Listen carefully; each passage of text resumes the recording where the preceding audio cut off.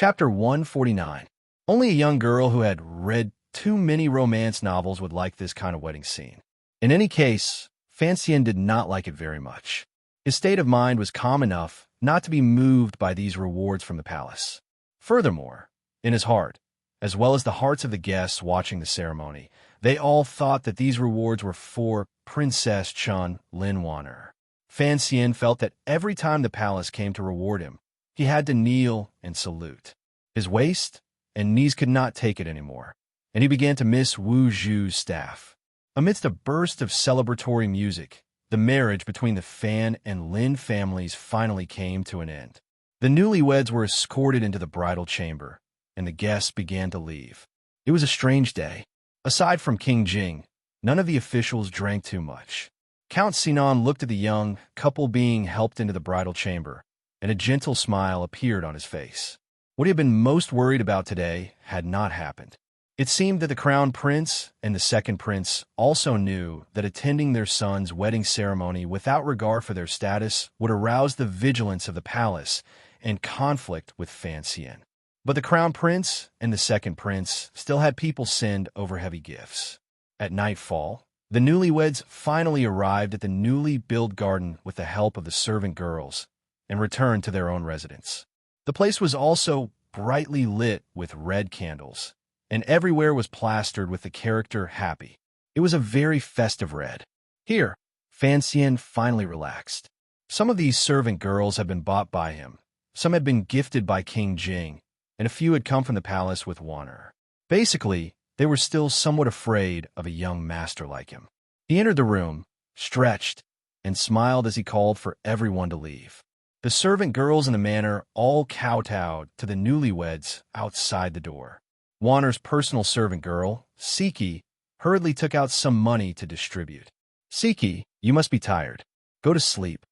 Fancian smiled as he spoke, his brows furrowed into a wise shape. Siki looked at her mistress with some embarrassment, thinking that she had not drunk the joyous wine yet. At that moment, she saw Lin Wanner's hand, which was on her lap under the red veil, wave imperceptibly, as if to chase someone out. The servant girl covered her mouth and laughed, then hurried out of the bridal chamber and closed the wooden door. Only Fancian and Wanner were left in the room. "Come out, if you don't want me to hit you," Fancian said coldly, to Lin Wanner's surprise. As expected, Fancia wriggled his fat body out from under the bed with great difficulty, then rushed out with his head down. Fancian frowned. "Don't you think the toilet behind the bed will suffocate him to death?" Lin Wanner giggled under the red veil. "This toilet hasn't been used." Fancian thought that was true. The toilet was painted with gold, and the inside was covered with vanilla.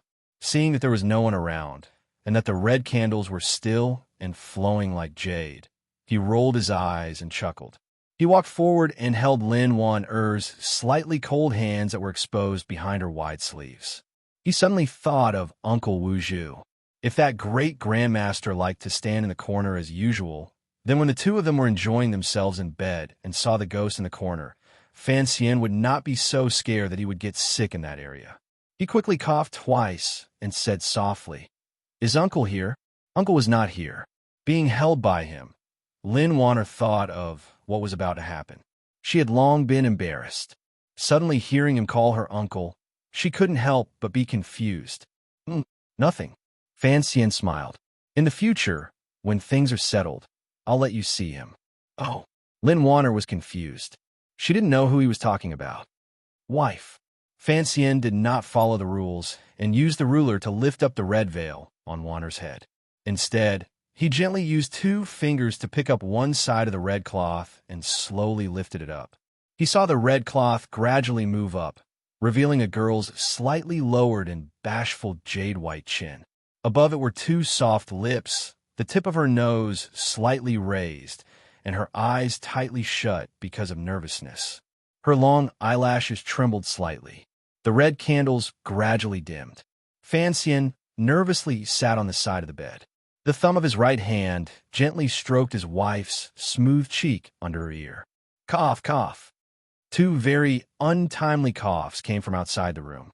Then came the sound of Fancian's personal guards unsheathing their swords, grunting as they fell to the ground. And finally, the surprised cry of Wang Qinian, who was on duty tonight. Fan Xian's brows furrowed. He had already burst through the door. The bright red wedding robe on his body floated out like a red cloud. In the dark night, it was particularly alluring. The red cloud floated, and he couldn't see clearly who it was.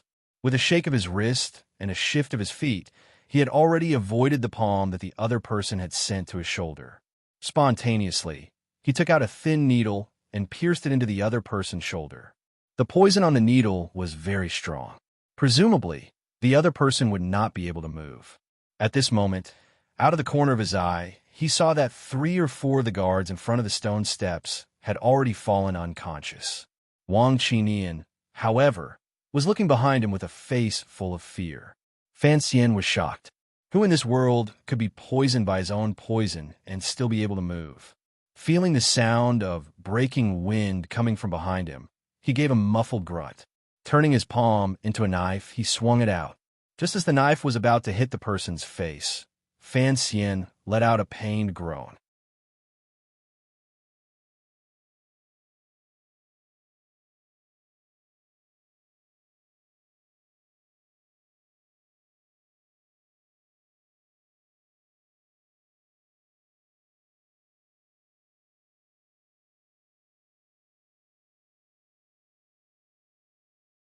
Yesterday's wedding. The servants are all tired. I'm afraid we'll be the first to wake up in the courtyard. As soon as he finished speaking, he heard a group of men and women appear out of nowhere from the front and back of the courtyard. They bowed to Fan Xian and said, "Good morning, young master." Fan Xian was startled. He quickly returned to his room and closed the door. After a while, the servant girls came in to help the newlyweds wash up. Only then did they put on their clothes and walk out the door. Fan Xian carefully held Wan Er's hand. Looking at his wife's angry face, he smiled. "I spent some time with my teacher last night, so I didn't get much time. I'll make up for it tonight." Lin Wan Er had grown up in the palace and was careful with her words. Now that she had married a husband who liked to talk nonsense, she blushed. "You're not being serious again." Fan Xian held her cool little hand and smiled. "Ever since we were by the lake, we've been reading the scriptures. You're doing it again. From today onwards, you must call me husband." "Yes, husband." Lin Wan Er's shy and obedient manner was very lovable. Hearing the word husband, Fan Xian thought of Mahjong. He thought of his life's miraculous encounters. He thought of last night's madness, the beauty of the spring night, and the eldest princess who had been driven out of her fief by the emperor. He couldn't help but smile. "I really do seem to have drawn a few more tiles than others." Since entering the capital, he had finally found the feeling of happiness. He couldn't help but sing in a low voice, "I've left many feelings in the capital." Lin Wan Er, who was in his arms, opened her big, innocent eyes and didn't understand a single word. Entering the Fan Manor from the corner of the garden, it was another bustling scene. The servants and servants stood on both sides to welcome the newlyweds. They all knew that this young mistress was an extraordinary person. On the day of the wedding last night, the continuous rewards from the palace had shocked all the Fan clansmen. After finishing his wife's tea, Fan Jian amiably let the two of them rise. He then chatted with Wan Er about Prime Minister Lin's health, and then let the two of them rest in peace. Seeing the new son and the new wife so well matched, Count Sinan felt comforted, and Fan Ro was also very happy for her brother. The two of them returned to their own courtyard and heard a commotion outside. The servant opened the door and saw that the people from the Fan Manor in the suburbs of the capital had come to deliver gifts. Naturally, Fan Xian and Lin didn't need to personally meet these people. They just had to send them away. But Teng Zijing and his wife had also come today, which surprised Fan Xian. "Are your legs better?" Fan Xian sat in the main seat and looked at Teng Zijing's legs with concern. Teng Zijing laughed. "They've been better for a long time. It's just a little inconvenient to walk." Fan Xian smiled at Lin Wan Er beside him. Teng Zijing was the one who prepared the roe deer meat and white elk meat that I sent you a few days ago. Lin Wan Er smiled slightly and nodded. It had only been a night, but she had transformed from a young girl into a mature matriarch. It had to be said that life changes were always so sudden. After talking for a while, Teng Zijing and his wife were led away to rest. After they left, Teng Zijing's wife whispered curiously, "This young mistress is quite noble, but her body seems a little weak. I'm afraid she's not good enough for the young master." Teng Zijing was shocked and reprimanded her. "The young mistress is a true noble. Be careful that if someone else hears this, they'll tear your mouth apart." Teng Zijing's wife still had the charm of a young married woman and smiled non-committally. "It's just that the bride isn't as handsome as the groom. It's a little funny." Teng Zijing also smiled. In this capital, it's not so easy to find a girl more handsome than the young master. On the other side of the story, Grandmother Danjo's gift had been delayed on the road for a number of days. Today, it had finally arrived at Fan Manor. Fan Jian naturally went out to greet it, and he also had someone notify the young couple. Fan Xian was full of joy. Holding Wan Er's hand, he walked to the entrance of the courtyard. As they walked, he said, "Grandmother loves me the most. I wonder what she'll give us." When they reached the entrance of the manor, Fan Xian was stunned. He had never thought that Grandmother would give him a wedding gift. Cece looked at the young master she had served for many years with a face full of joy. She had already bowed. "Greetings, young master. Greetings, mistress."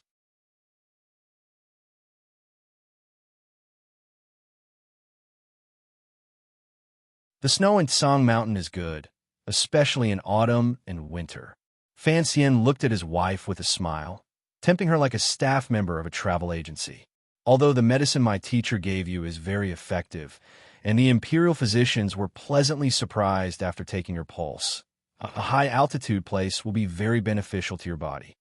Lin Wanner tilted her head and leaned against his chest. She gently rubbed against him and said softly, "I still don't understand what altitude means." "It means how much higher it is compared to the surface of the sea." Fan Xian felt this explanation was a bit awkward. "I still don't understand," Lin Wanner said with a pained expression. "Can we not go? I'm afraid of climbing mountains. I'm afraid of the cold." Fan Xian said unhappily, "Look at how round your face is now. There's no harm in exercising more." Lin Wanner suddenly struggled out of his arms and said with a pained expression, "Last night, you said you liked me to be a bit fatter." Fan Xian almost laughed, but he still suppressed it and said seriously, "Turn off the lights. Of course, being a bit fatter is good, but looking at you during the day, it's better to be a bit thinner." Lin Wanner huffed angrily and rushed to walk in the corridor. Fan Xian hurriedly followed, not looking at her directly. He was only a step ahead and quietly said, "I like the fleshy parts of your body the most, don't you know?" In the autumn palace, it was like a gust of summer wind was blowing in the face. Lin Wanner's face heated up, and in a moment, she blushed. She took 2 steps forward and grabbed Fan Xian's hand. She lowered her head and said, "There are so many people following behind us. Don't you feel ashamed?" The two of them were in the palace, followed by a large group of old women, eunuchs, and palace maids. But those people all had their heads down and were some distance away from Fan Xian and Lin Wanner. Presumably, they hadn't heard what the young couple had said. Fan Xian's face was still facing forward. He smiled and said, "My wife, you must learn from your husband how to do many earth-shattering things without changing your expression." There was a hidden meaning to this, but Lin Wanner didn't understand. Today was the first time the two of them had entered the palace since their wedding. When the concubines saw Lin Wanner, they all hugged their sweethearts and called out to them, giving them gifts. Fan Xian didn't refuse any of them, but seeing how worried the concubines were for Lin Wanner, he couldn't help but feel a chill in his heart. This woman's family was from the royal family. If there was a conflict between the couple in the future, wouldn't he die without a burial? His Majesty the Emperor had 4 sons, the Crown Prince and the 3rd Prince. This proved that he was not a womanizer.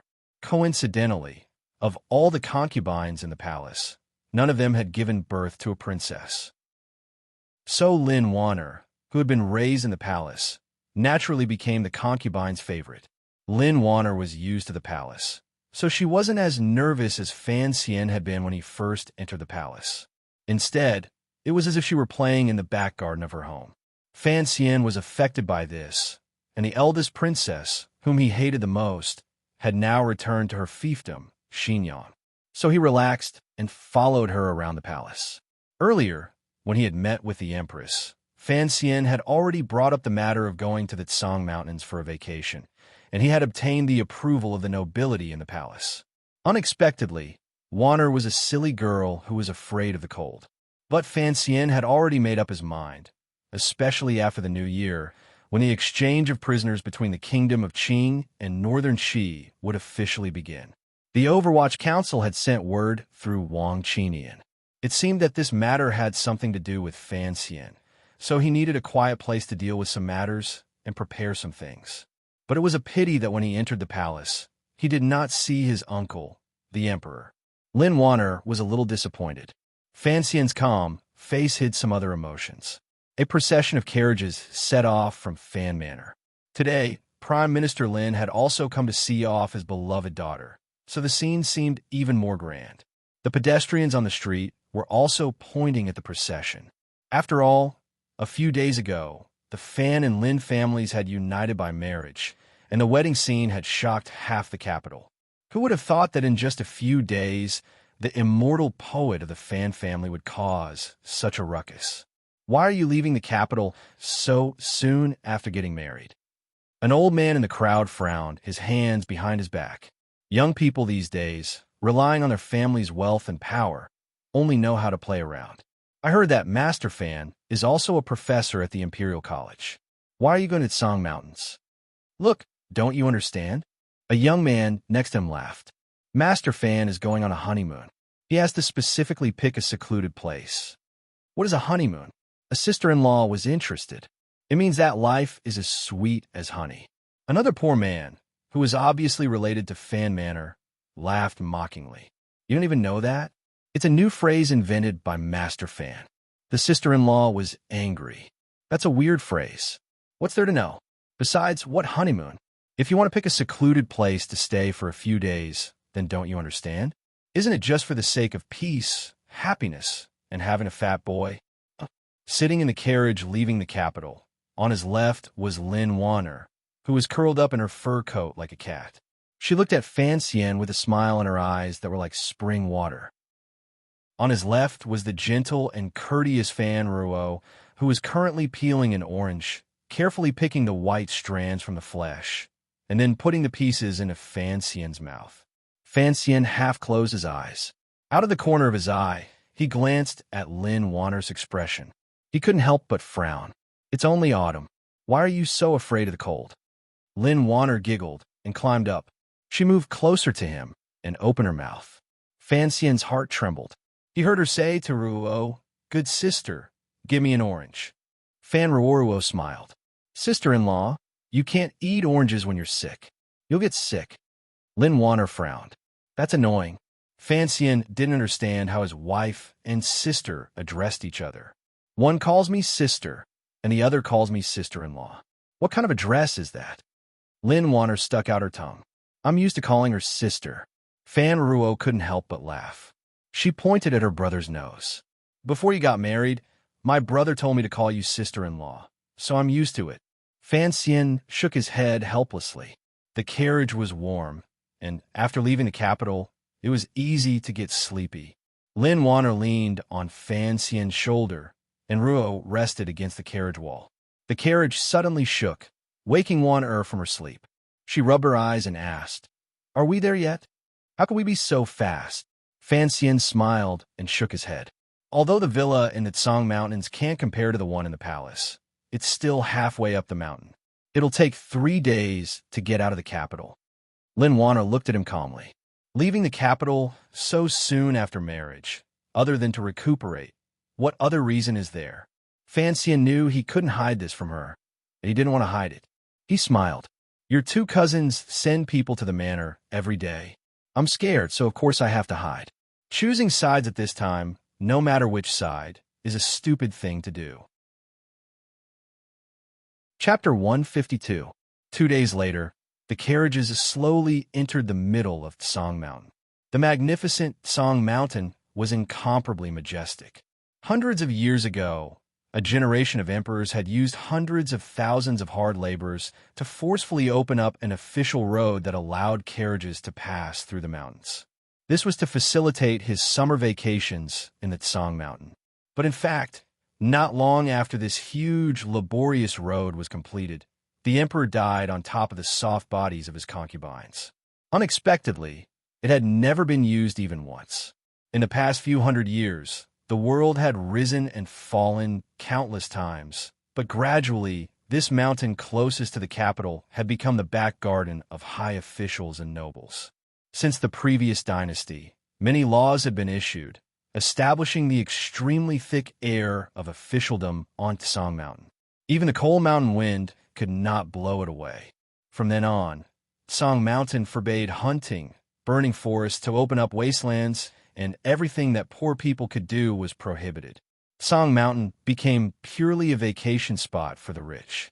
Nowadays, in addition to a few temples for ascetic cultivators and some hermits, the rest of the land was given by the emperor to some of the ministers in the court. They were used to build other estates and relieve the pain of the court's complicated affairs. The residences of the Fan clan were built halfway up the mountain. It was a good place bestowed by the previous emperor half a year before his death. The surroundings were very quiet. In front of the villa was a clear stream. The red leaves that fell from the mountain peak floated down from this clear stream. The stream was dotted with yellow flowers, and inside the villa was quiet. In this cold autumn, the shadows of wild geese were sparse in the sky, and it was indescribably lonely. After Fan Xian and his group arrived, the villa immediately became lively. Early on, the servants had tidied up the villa. Because they did not know how long the young master, mistress, and mistress planned to stay here, Fan Manor had prepared a lot of dried game. They had even sent 3 singing girls to the mountain to sing every day. Who knew how many little squirrels that had been storing food for the winter were scared away? What a good place. There were servants who went to arrange the rooms. Fan Xian strolled to the front of the villa. Not far below his feet, there were clouds floating lightly. The thin mountain and green forest in the distance were particularly clear. He could not help but sigh. Lin Wanner gently leaned against his side and smiled. It really is good. When I was a child, I lived in Tsang Mountain for a while. It was not as quiet as your family's villa. This is our home, Fan Xian corrected. He then lovingly tied up his wife's collar. The cold air on the mountain was heavy. He was worried that she would catch a cold before her body recovered. Lin Warner giggled and said, "I know, husband." For the next few days, the young men and women passed their days in the quiet mountains. It was as if they didn't know how long the world was in peace and happiness. Fan Xian had not seen this kind of life for many days, so he seemed to enjoy it very much. Every day, if he wasn't taking Warner along the slippery mountain path, he was standing behind his sister, watching her thin brush as she captured the beautiful scenery of the Tsang Mountains on paper. This could be considered the true married life between Lin Wanner and Fan Xian after their marriage. In this period of time, the newlyweds gradually changed from the initial love at first sight to the excitement of meeting across the wall, and then to the worry that followed. Finally, they could peacefully enjoy this thing called love. The end of the passion transformed into a delicate fragrance that lasted even longer. One morning, Lin Wanner lazily opened her eyes. She subconsciously put her fleshy arm to the side and found that there was no one beside her. She was wrapped in a warm blanket. She didn't know where her husband had gone. Lin Wanner was not surprised.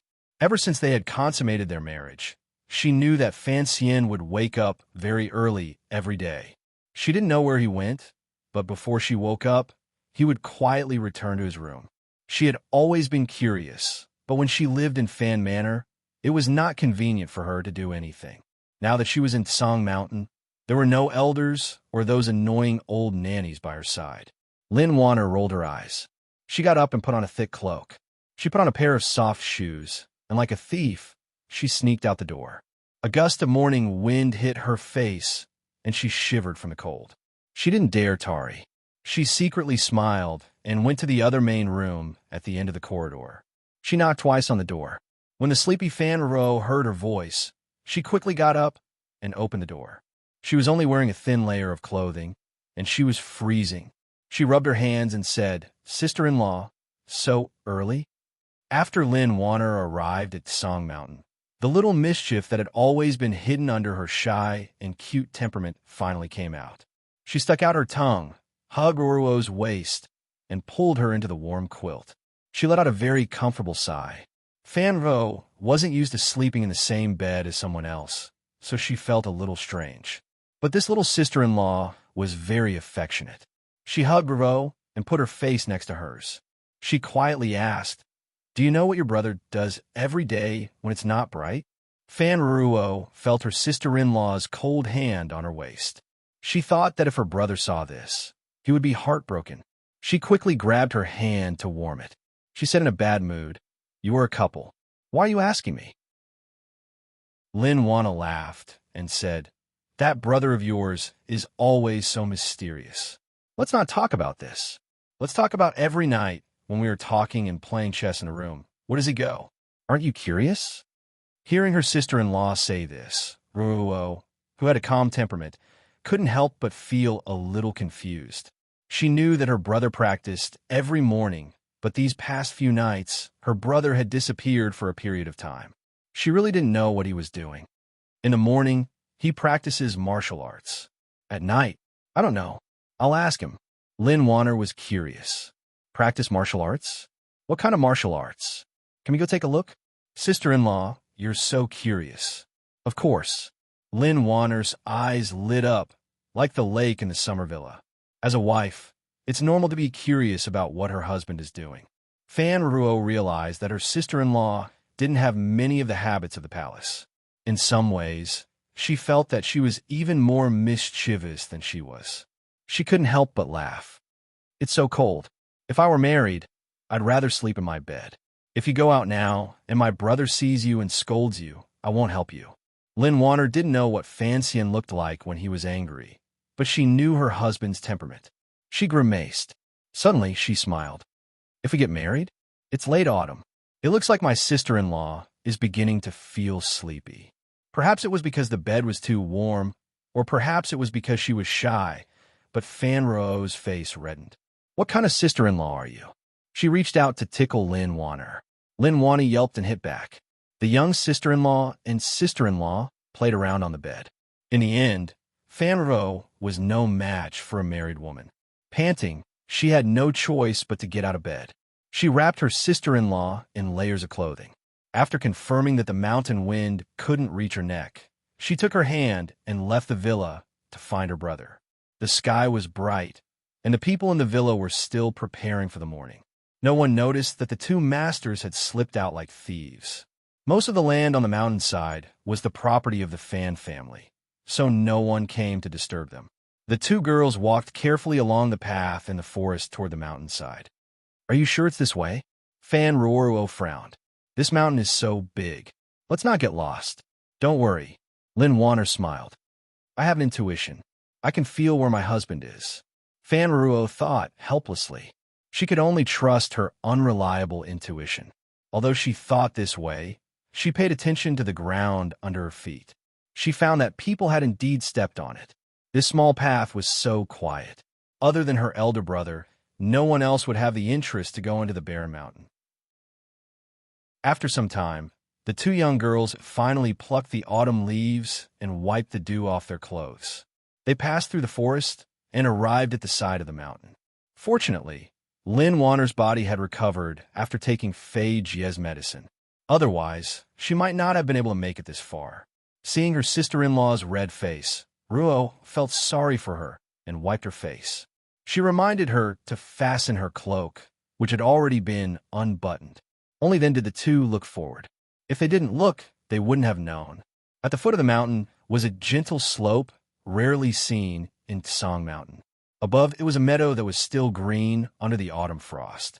Looking up, there was a steep cliff that was more than 10 zhang high. The slope was abnormally steep, and among the rocks, there were yellow bamboos that pierced the sky like swords. There was a person on the cliff. It was Fan Xian, dressed in unlined clothing. Looking at him, he was about to jump off the cliff. Lin Warner saw this and was indescribably shocked. She opened her mouth to cry out in alarm to stop Fan Xian. Unexpectedly, a soft and slightly cold hand covered her lips.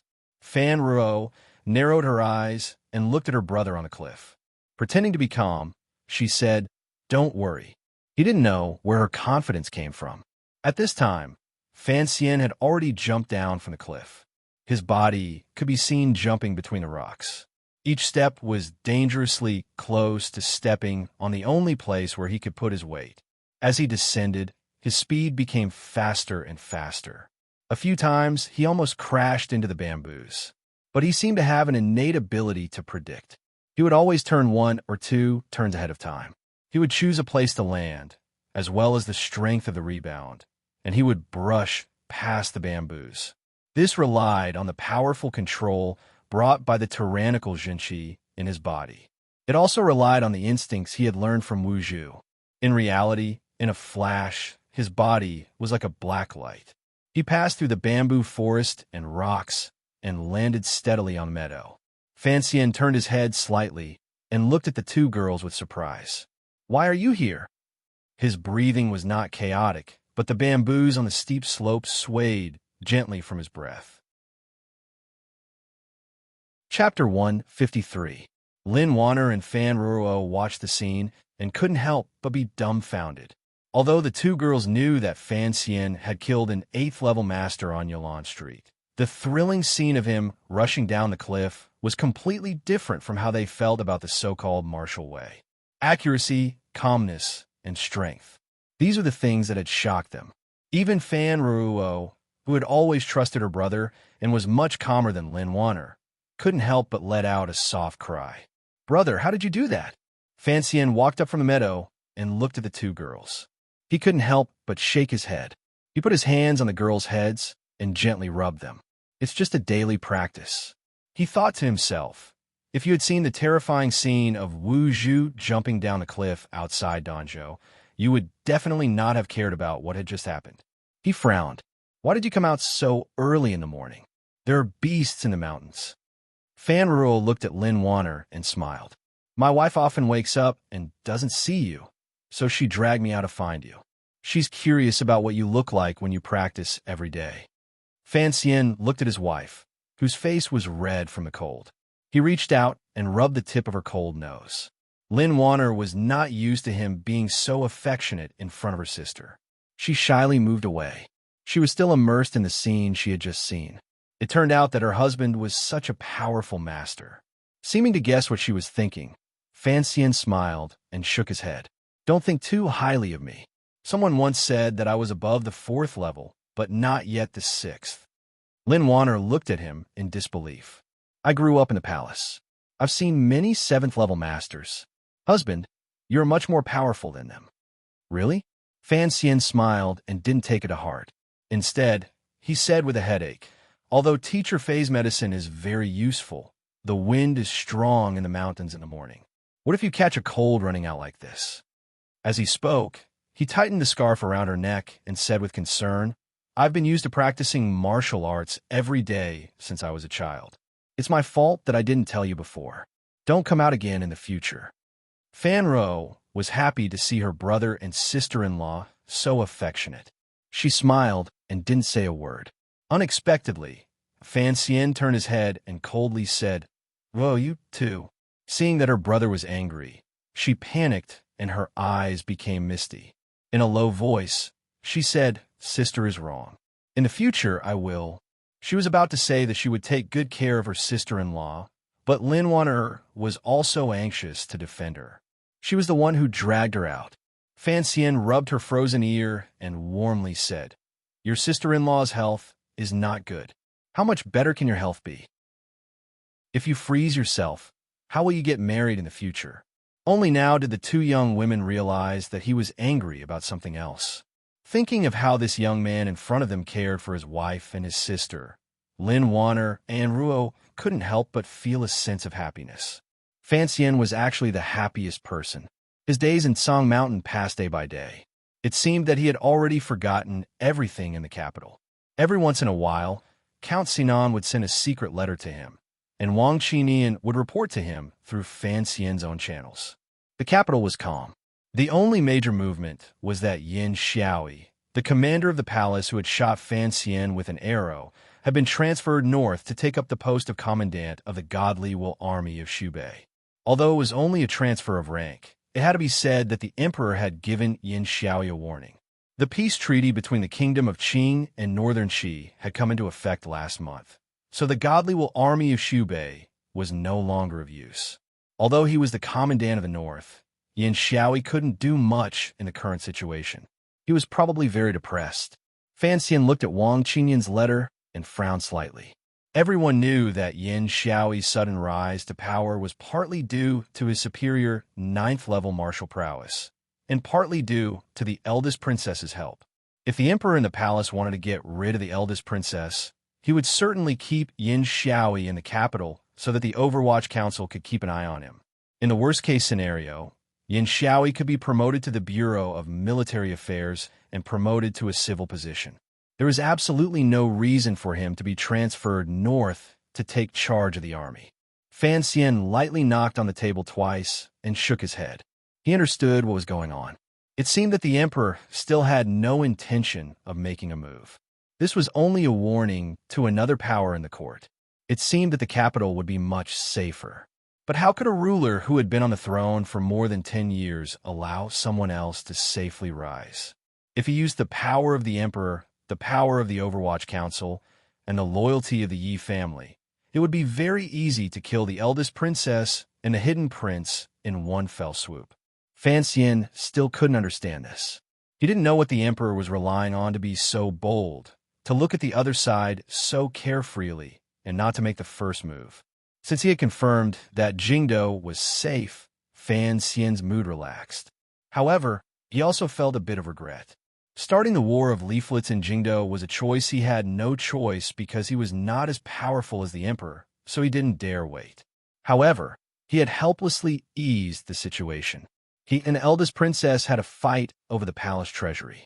Originally, it was not a big deal. Later, the two sides had secretly exchanged blows a few times, and Fan Xian had always taken advantage. Given the eldest princess's personality, once she turned the tables, she would certainly not let him go. If the emperor continued to play this seemingly dangerous game, how should he deal with it? Killing the eldest princess seemed to be a very wise path, but it also involved many problems. First, could Wu Zhu guarantee that after he killed her, he would not leave any traces? This kind of brazen challenge to the dignity of the royal family was probably something that the emperor would not be able to tolerate. Second, the eldest princess was, after all, his wife's mother. If she actually died by his hand and Lin Wan'er found out about this, how would the husband and wife get along? After all, the death of his second brother-in-law was already like a thorn in Fan Xian's heart. Most importantly, Fan Xian and Wu Zhu did not have the confidence to kill the eldest princess. She had already returned to the fief of Xinjiang, and they had no idea how many aces were there. As for the gun in his hand, Fan Xian did not dare use it. He was worried that the nobles in the capital would associate it with the deaths of the two princes and think of the name Yi Qingmei. Fan Xian glanced out the window. It was early in the morning on Tsang Mountain. Tonight, there were already light snowflakes drifting down from the sky, making the mountain manor exceptionally plain and clean. He sighed, burned a letter from his father and Wang Qinyan, and then walked out. After that rainy autumn night, he had already made the decision to bury the matter of his mother in his heart until one day, when he could truly control the situation. In the middle of the corridor, a fire was lit in the central room, and it was as warm as spring. Lin Wan'er and Fan Ro were playing a game of mahjong with 3 singing girls sent from the manor. There was an extra person on the side to help out. Fan Xian smiled as he walked in. The 3 girls hurriedly rose and bowed. The servant girl who was making the bed in the inner room also hurried out to greet the young master. Fan Xian waved his hand, indicating for them to continue. He then sat down between Fan Ro and Lin Wan'er. He smiled. If Xija came, I bet you would all be crying. Lin Wan'er smiled. We played once in the manor. I didn't lose anything. Fan Xian did not believe that with Xija's perverted and stubborn calculating abilities, he would not be able to beat his lovely wife. Fan Ro smiled to the side. Xija did not lie. That night, Xia only won 2 strings of money from her. Fan Xian's eyes brightened. He looked at Wan Er. I didn't expect Wan Er to be so amazing. There's nothing going on in the palace all day. The ladies all like to play mahjong. Lin Wan Er smiled mischievously. You know, when it comes to calculating, the women in the palace are all shrewd.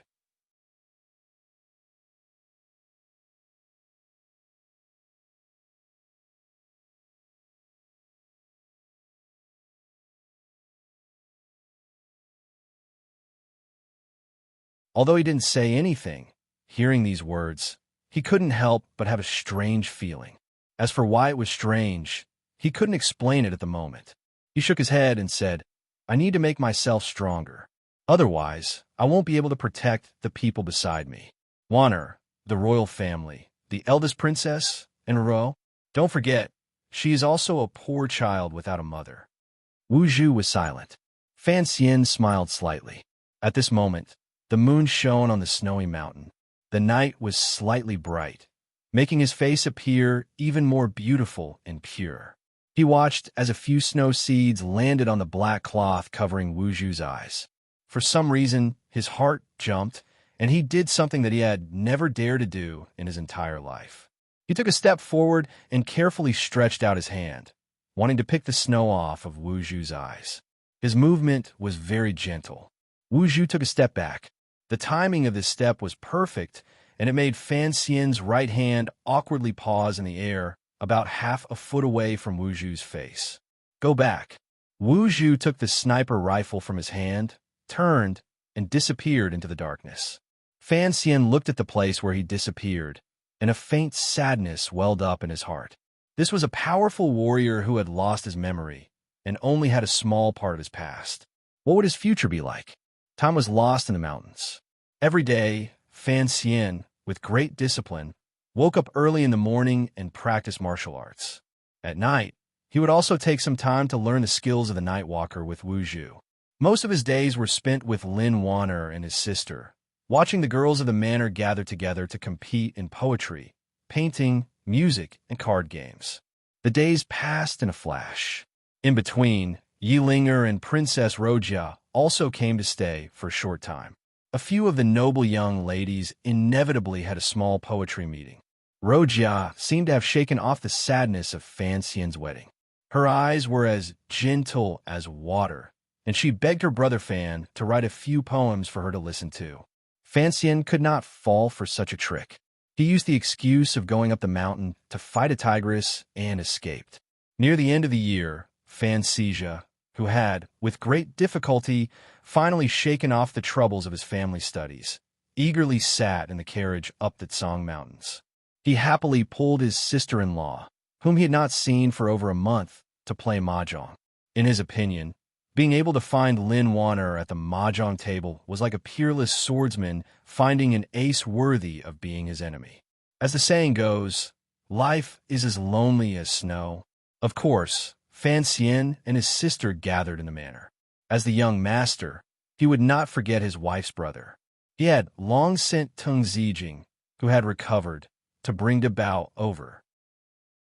Along the way, Wang Qingyan's group secretly escorted them, so there shouldn't be any problems. That day, after lunch, Fan Xian had the servants hitch up the carriage. He and Lin Wanner went down the mountain Tin Li to welcome Dabao. Not long after, they saw the carriage arrive. After the carriage stopped, Tung Zijing quickly went up to greet Fan Xian and the princess. Lin Wanna knew that this person was Fan Xian's first trusted aide after entering the capital, so she treated him warmly. However, her heart had long floated to the carriage. Xiao Xian. Needless to say, it was obvious that Dabao had alighted from the carriage. Fan Xian laughed bitterly and cupped his hands in salute. He then went up to greet his brother-in-law, who he hadn't seen for several months, and whose figure was still bloated. Dabao looked at the surrounding mountain scenery with some curiosity. He opened his mouth wide and laughed foolishly. The snow in the capital is much lighter. The snow on Tsang Mountain was heavy, and a lot had accumulated on the road. Lin Wanner looked at the snowflakes on her brother's hair and walked up to him, feeling sorry for him. She helped him wipe them off and put the fox fur cloak she had prepared on him. Father, she complained. He knew it was cold on Song Mountain, but he didn't prepare more clothes. Fan Xian smiled. The Prime Minister was a man, after all, and there weren't many women in the Lin Manor.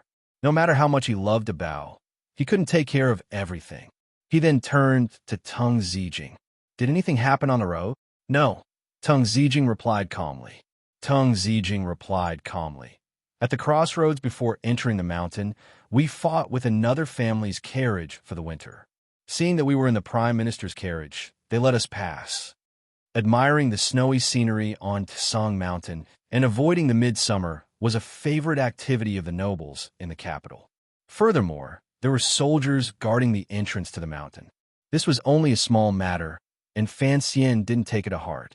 After exchanging a few pleasantries, he prepared to go up the mountain. Unexpectedly, he heard the hurried sound of hooves coming from behind him. Not long after, a group of carriages aggressively drove up. This was where the road split, so it became very crowded and difficult to continue. It's them, Tung Zijing said with some embarrassment. Young master, I didn't say it because I didn't want you to be angry. The servants in the carriage saw that they were stuck here and began to curse. Fan Xian squinted and looked over. He realized that it was the carriage of the Minister of Rights, Gui Yu's family. He couldn't help but smile, thinking about something. They didn't react, but the other side understood. It was the carriage of the Prime Minister's manor, which had blocked the road once at the foot of the mountain. The Gui family didn't dare to fight with the Prime Minister's manor, so their arrogance was greatly reduced. The carriages of the Prime Minister's manor can't always block the road and not let people pass. We've already let you pass once. Can't you move a little faster? A somewhat familiar voice came from the Gui family carriage. Immediately afterward, a luxuriously dressed young master came down from the carriage. He pointed at Tung Zijing and the others and shouted, "Hurry up and get out of the way. Prime Minister Lin is still in the capital. I don't know what you people are doing in Song Mountain." Brother Gua? Fan Xian was overjoyed. He cupped his hands in greeting. Gua Baoquan heard someone call out to him, and it sounded particularly friendly. He thought he had run into an acquaintance and turned around with a face full of smiles. Unexpectedly, he saw that it was Fan Xian, the underworld fighter. The smile on his face suddenly froze, and he couldn't put it down for a moment. He seemed incomparably embarrassed. His eyes were filled with nervousness and fear. Who was this? This was Fan Xian. Once at the poetry conference, once at the yamen of the capital government, and once at the palace. Gua Baoquan had thoroughly offended Fan Xian. But now, Fan Xian was doing very well in the capital. Gua Baoquan wanted to harm Fan Xian, but instead, Fan Xian jumped up because of this incident. And Fan Xian was now married to that girl. The extravagance of the wedding made Gua Baoquan realize that he had 8 lifetimes worth of bad luck. He only hoped that he would never run into Fan Xian again. How could he have known that today would be such a coincidence? Fan Xian looked at Gua Baoquan and secretly sighed in admiration. This person's luck was so bad that it made even the gods mourn. How did he end up running into Fan Xian again? Watching the Gua family carriage speed down the mountain like a dozen rabbits, Fan Xian rubbed his wrists.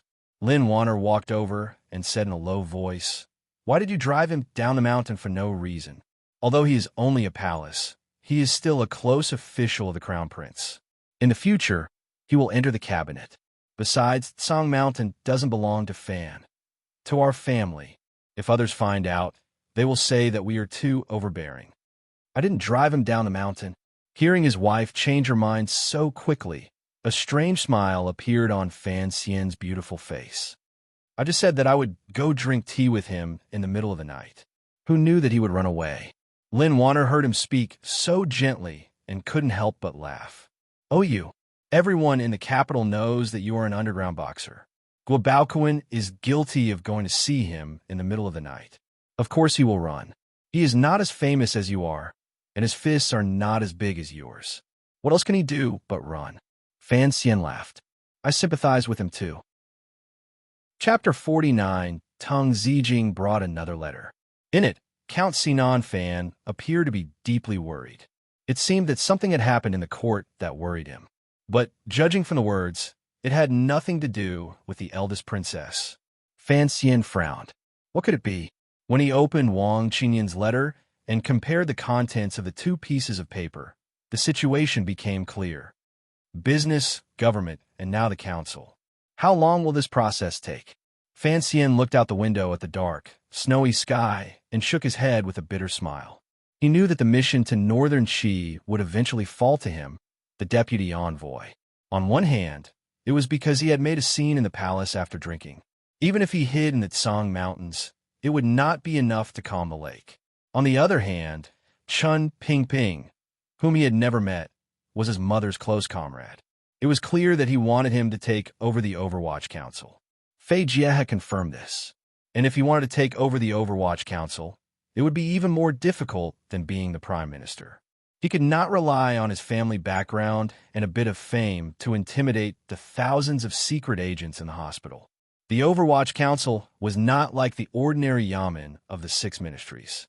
Those without ability could only muddle along for a while. They could not control it forever. The Overwatch Council was the secret agency that the Emperor relied on most, and what it needed most was stability. So Chen Pingping had given him this mission. If he could successfully rescue Yin Bingyun, then he could win Yin Ruohai's favor in one fell swoop. And when Master Yin returned to the capital, he would immediately take over. With Fei Jie and Chun Pingping's secret arrangements, he could gain the support of at least half the leaders. The problem was that his father, Fan Jian, only wanted him to safely take over the palace treasury and be a rich man. Fan Xian knew that he did not have much of a say in how to choose between the two. It all depended on what the Emperor thought. Thinking of the Emperor, Fan Xian's frown deepened. If he really did gradually take over the Overwatch Council, it would only prove one of his terrifying conjectures.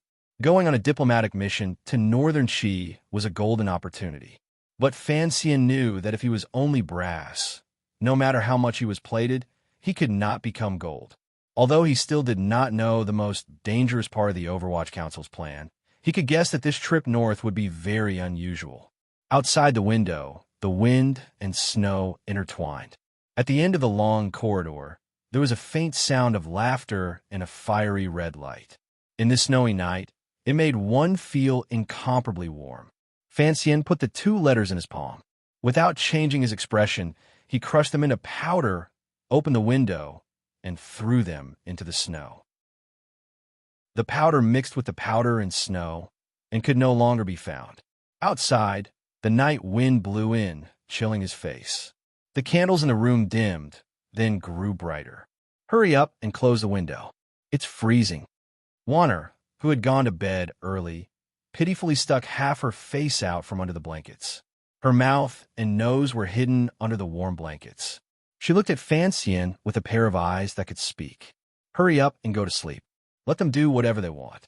I'm a good boy. Don't worry. Fan Xian smiled and walked to the side of the bed. Very naturally, he put his hand under the blankets and gently caressed his wife's full chest. His mouth said something else. The Bao is a good boy, but you have to know that our good brother of ours. If we don't do anything, he might take the Bao to the mountains to catch bears again tomorrow. It had been a long time since the wedding, but Lin Warner still had not gotten used to her husband's wolfish hands that reached out to her at any time. Her face was bright red, and her eyes seemed to be dripping water. She turned her hand and grabbed the pair of hands on her chest. Naughty again, she said. My wife called me to sleep. How could I dare to be naughty? Fan Xian chuckled and flipped his hand. The candles were immediately extinguished, leaving only a quiet room and a couple. After a series of rustling sounds of clothes being undressed, Fan Xian took off all but a single shirt and put it on under the blankets. Lin Warner felt the coldness of his body and couldn't help but shiver. She said, You go to bed so late every night. I don't know why you're sitting at the table. Is this a grudge? Fan Xian teased his little wife. Warner was not yet 16. In his previous life, she was a little girl who was treasured by her parents. Now she was his wife. Every night, he would make love to her. He didn't know if she could bear it. As he thought this, his palm involuntarily began to rub Warner's soft chest. Separated by the smooth silk shirt, this kind of rich, smooth, and beautiful feeling made him feel incomparably comfortable. Lin Warner quietly made a sound of agreement and leaned into his embrace. Fanxian lowered his head and kissed her fleshy lips. Their bodies slowly rubbed against each other. The temperature in the room seemed to rise. Both of their bodies were slightly hot. The clouds dispersed, the rain stopped, and the fog dissipated. Flowers bloomed and closed. Outside the window, the wind and snow continued to fall. Inside the blankets, it was as warm as spring. Warner, sleepy and weak, shyly lowered her head and burrowed into Fanxian's embrace.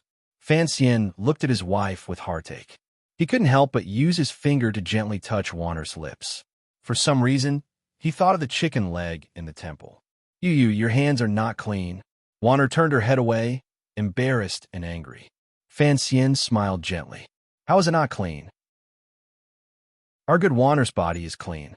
Lynn Warner was afraid that her husband would say something even more embarrassing. She quickly changed the subject. "Are we going to Northern Chi or not?" Fanxian held her tighter and asked in return, "Are you willing to spend the rest of your life with me?" Warner's expression could not be seen in the darkness, but she must be very nervous about why her husband would ask such a question. In this world, a married woman followed her husband. There was no reason to turn back halfway. She angrily and anxiously said, "Husband, why do you ask?" Only then did Fanxian realize that he had asked something inappropriate. He forced a smile and explained, "I was just asking casually." Actually, he still had some of the habits from his previous life. Although he and Warner had bowed to heaven and earth and drank together, he still wanted to hear something from this cute girl. "Casually?" Lynn Warner was half believing and half doubtful. She said weakly, "Husband, you must be thinking about Cece." Now that she said it, Fanxian remembered Cece, whom he had deliberately left in the Fan Manor in the capital.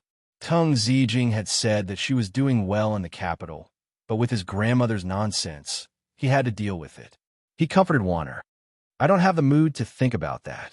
It's just that the two of us are going to do business together for the rest of our lives. Of course, we have to plan for the long term. It's not like you don't know that your mother has always disliked me." These words were fresh and interesting.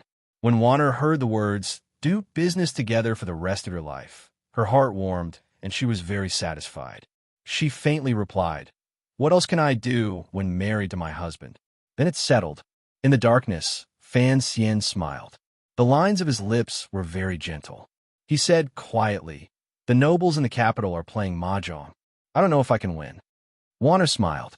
"When it comes to fighting, I'm not as good as you. When it comes to playing mahjong, you're not as good as me." This was what Fanxian had said in front of the palace, which had made Zhuang Mohan spit blood. Outside the window, the wind and snow were fierce. Fan Ro, who could not sleep, held an umbrella and looked into the distance, carefully keeping her distance from the edge of the stone platform. With a faint smile on her face, she felt a little empty in her heart. Her most admired brother had already gotten married. Where was her future? Her brother had said that she should be like Seja and find something that was worth giving up his life for. Perhaps it was love, or perhaps it was poetry or painting. But she really did not know what she should pursue. Snowflakes fell on the umbrella and beat against her heart. Wu Zhu quietly came up behind her, covered by the unchanging black cloth. His emotionless voice rang in Fan Ruo's ear. "Can you keep a secret?" The next morning, Fanxian returned from his training. He was surprised to find Debeo wrapped in a large fox fur robe. He looked at the cliff below the manor with a satisfied expression. Fanxian was worried that he would lose his footing and fall off the cliff. He quickly walked over and asked quietly, "Debeo, what are you looking at?" Debeo grinned foolishly and pointed. "Little Xian, there are big white birds over there." In the distant mountains, there was a faint white mist rising. A few black-necked, black-tailed white cranes were bending their necks to look for food. Suddenly, they raised their heads and sang. The sound was extremely clear and continuous. As they cried, the white cranes spread their wings and danced. It was very beautiful. Fanxian was slightly surprised. How could he see cranes on the Tsang Mountains in this cold winter weather? Could there be hot springs there? Cranes were free by nature and did not like to be restrained. So far away, the cranes looked very free and easy. Fancian could not help but take a deep breath. "Debeo, do you like those birds?" "No." Fancian was a bit surprised. He smiled and asked, "Why not? Do they not dance well?" Debeo pursed his thick lips and said, "Dancing all the time is too tiring. I get nervous just watching them." Fancian laughed and patted his brother-in-law's thick shoulder. For some reason, after entering Jingdo, the 3 conversations he had with Debao had made him feel the most relaxed. Perhaps it was because he was truly like a child, so he didn't have to worry about anything.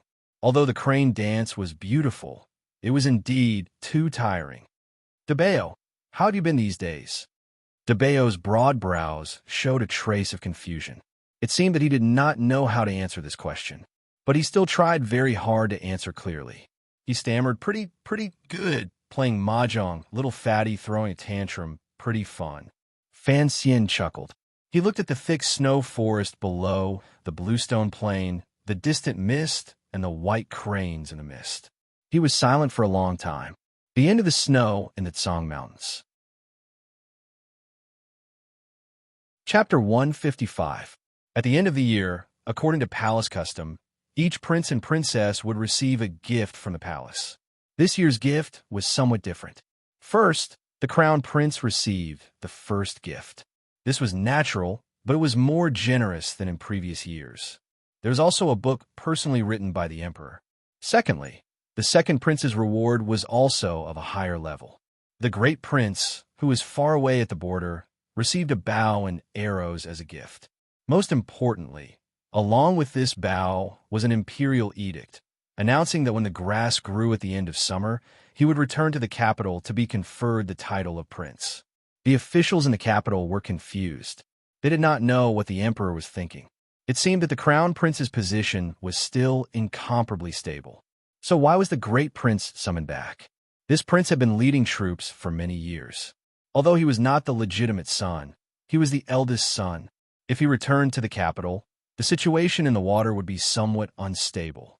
Among the rewards from the palace, there was an edict that attracted attention. It was sent to Fancian, a 5th-level official of the Imperial College, who was hiding in the Tsang Mountains. The emperor had actually rewarded him according to the etiquette of a prince consort. The officials guessed that this was for the sake of Miss Lin. There was a lot of activity at the end of the year. The families of the officials and gentry often exchanged gifts. Those who were familiar with each other would also personally visit. There were also 2 groups of messengers who brought generous gifts to the Tsang Mountains. These gifts came from the crown prince's palace and the second prince's manor. Everyone thought that once the civil service examinations were over, Fancian would be hindered by his status as the prince consort of the princess, and it would be difficult for him to rise in the officialdom. The emperor would then order him to take over the palace treasury. So the crown prince and the second prince had to hurry up and increase their efforts to win him over before this happened. They did this very discreetly, and they believed that the messengers who brought the gifts would not be discovered. What did the second prince bring? The emperor of the kingdom of Qing leaned against a soft couch, wrapped in a large black robe. His face was calm, and a few wrinkles were particularly obvious on his well-maintained face. His eyes quietly stared at the snowflakes that were as big as goose feathers outside his study. Chen Pingping coughed twice and tightened the blanket on his knees. He respectfully replied, "It's a poetry collection from the previous dynasty." The emperor smiled slightly, but there was a trace of mockery at the corner of his lips.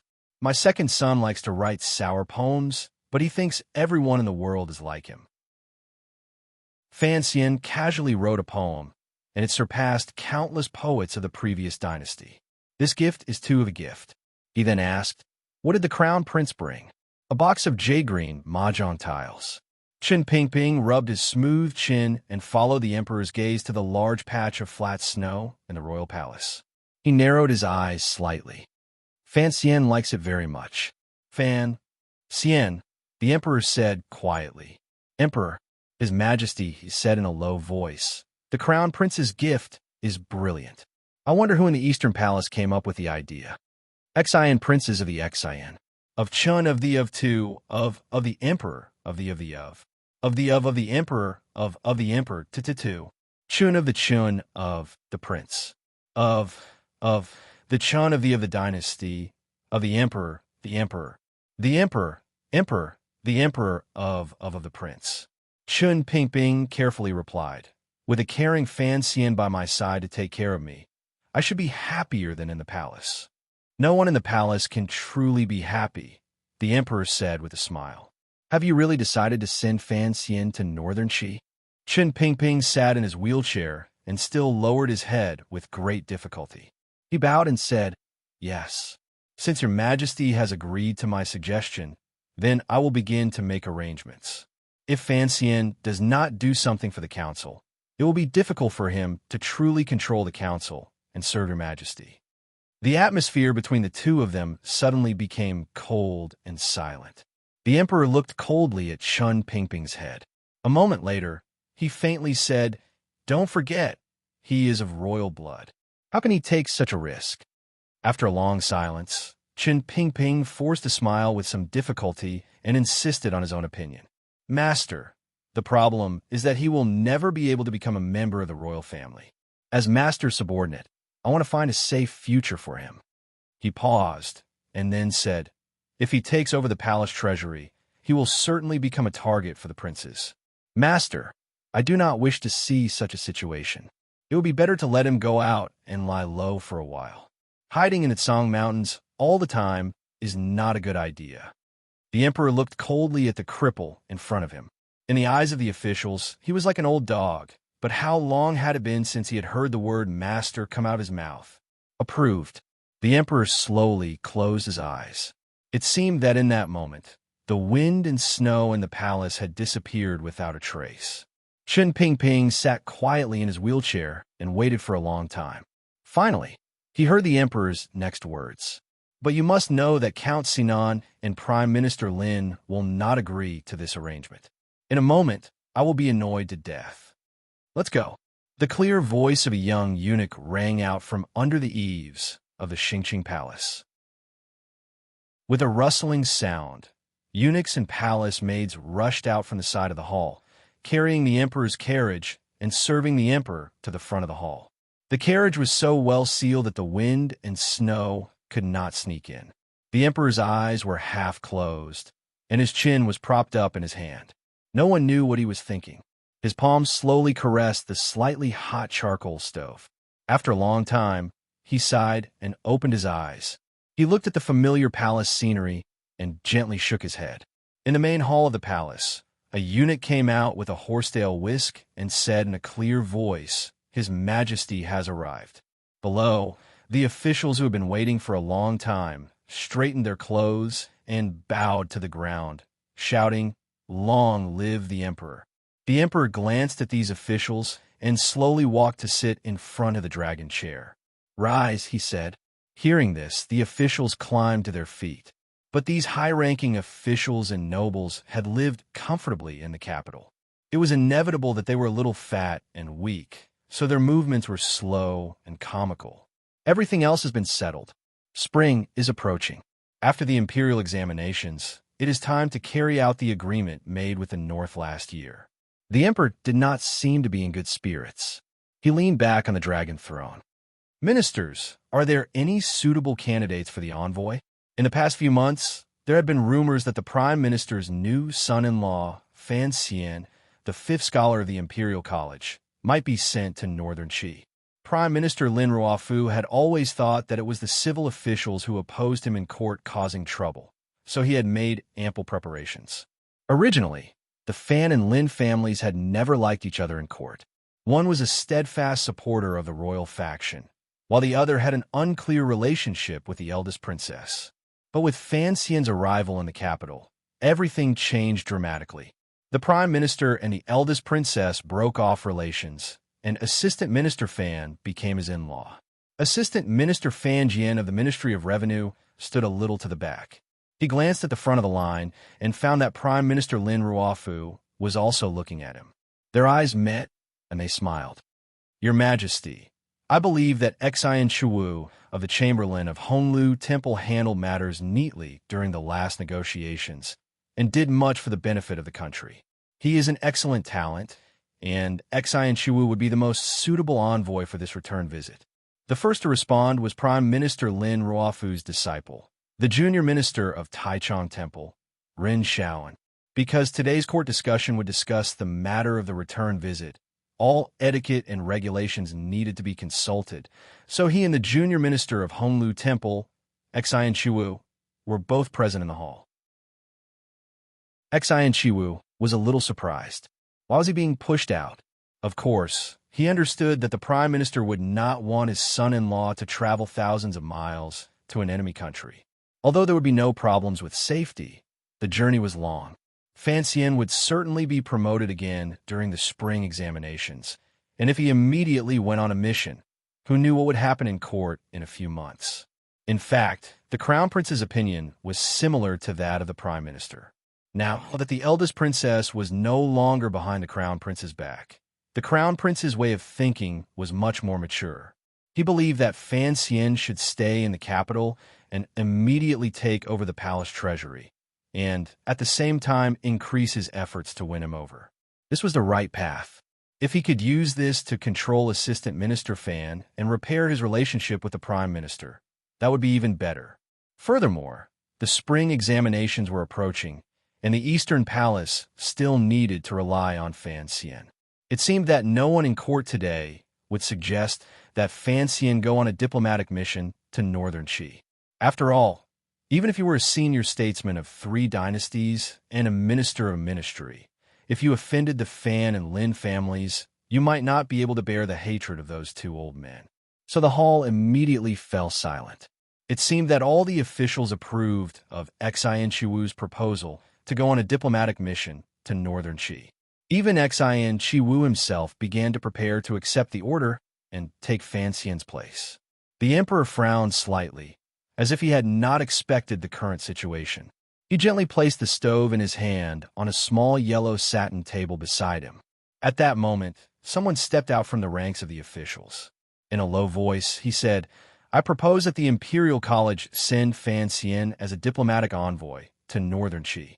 The officials had not expected that someone would be willing to offend both the Fan and Lin families. Countless gazes fell upon him, and only then did they realize that the speaker was Qin Hung, a counselor of the Bureau of Military Affairs. Qin Hung had a military background, so he was not afraid of the gazes of the officials. But everyone was puzzled. Even if you were a member of the Bureau of Military Affairs, there was no need to offend the Prime Minister and the Fan family. Hearing this proposal, Prime Minister Lin Ruofu's expression did not change. He was very calm. Count Sinan smiled helplessly. Because of their relationship with Fan Xian, these 2 old foxes naturally could not say anything. But there were naturally officials who spoke up for them. After a round of discussion in front of the hall, one of the officials said in a low voice, "I do not think this is appropriate. Young Master Fan is only 17 years old and has not had any experience in the bureaucracy. Going on a diplomatic mission to Northern Qi is an important matter of promoting national might and forging friendship. Although young Master Fan is talented, he is not experienced enough. I fear that it would be difficult for him to shoulder such a heavy responsibility. Xian Shiwu, on the other hand, is steady and appropriate. This trip to Northern Qi should be smooth." Xian Shiwu sighed in his heart. He knew that he had to take the initiative. He stepped out of the ranks and bowed. "I am willing to serve my country." Chapter 156. The emperor, who was sitting high on the dragon throne, watched the performance of the officials below. An almost imperceptible smile appeared at the corners of his lips. He waved his hand to dismiss Xian Shiwu and said softly, "Does everyone think Xian Shiwu is more suitable?" "Yes, Your Majesty." The officials all bowed to the ground, and their voices dragged out as a sign of respect.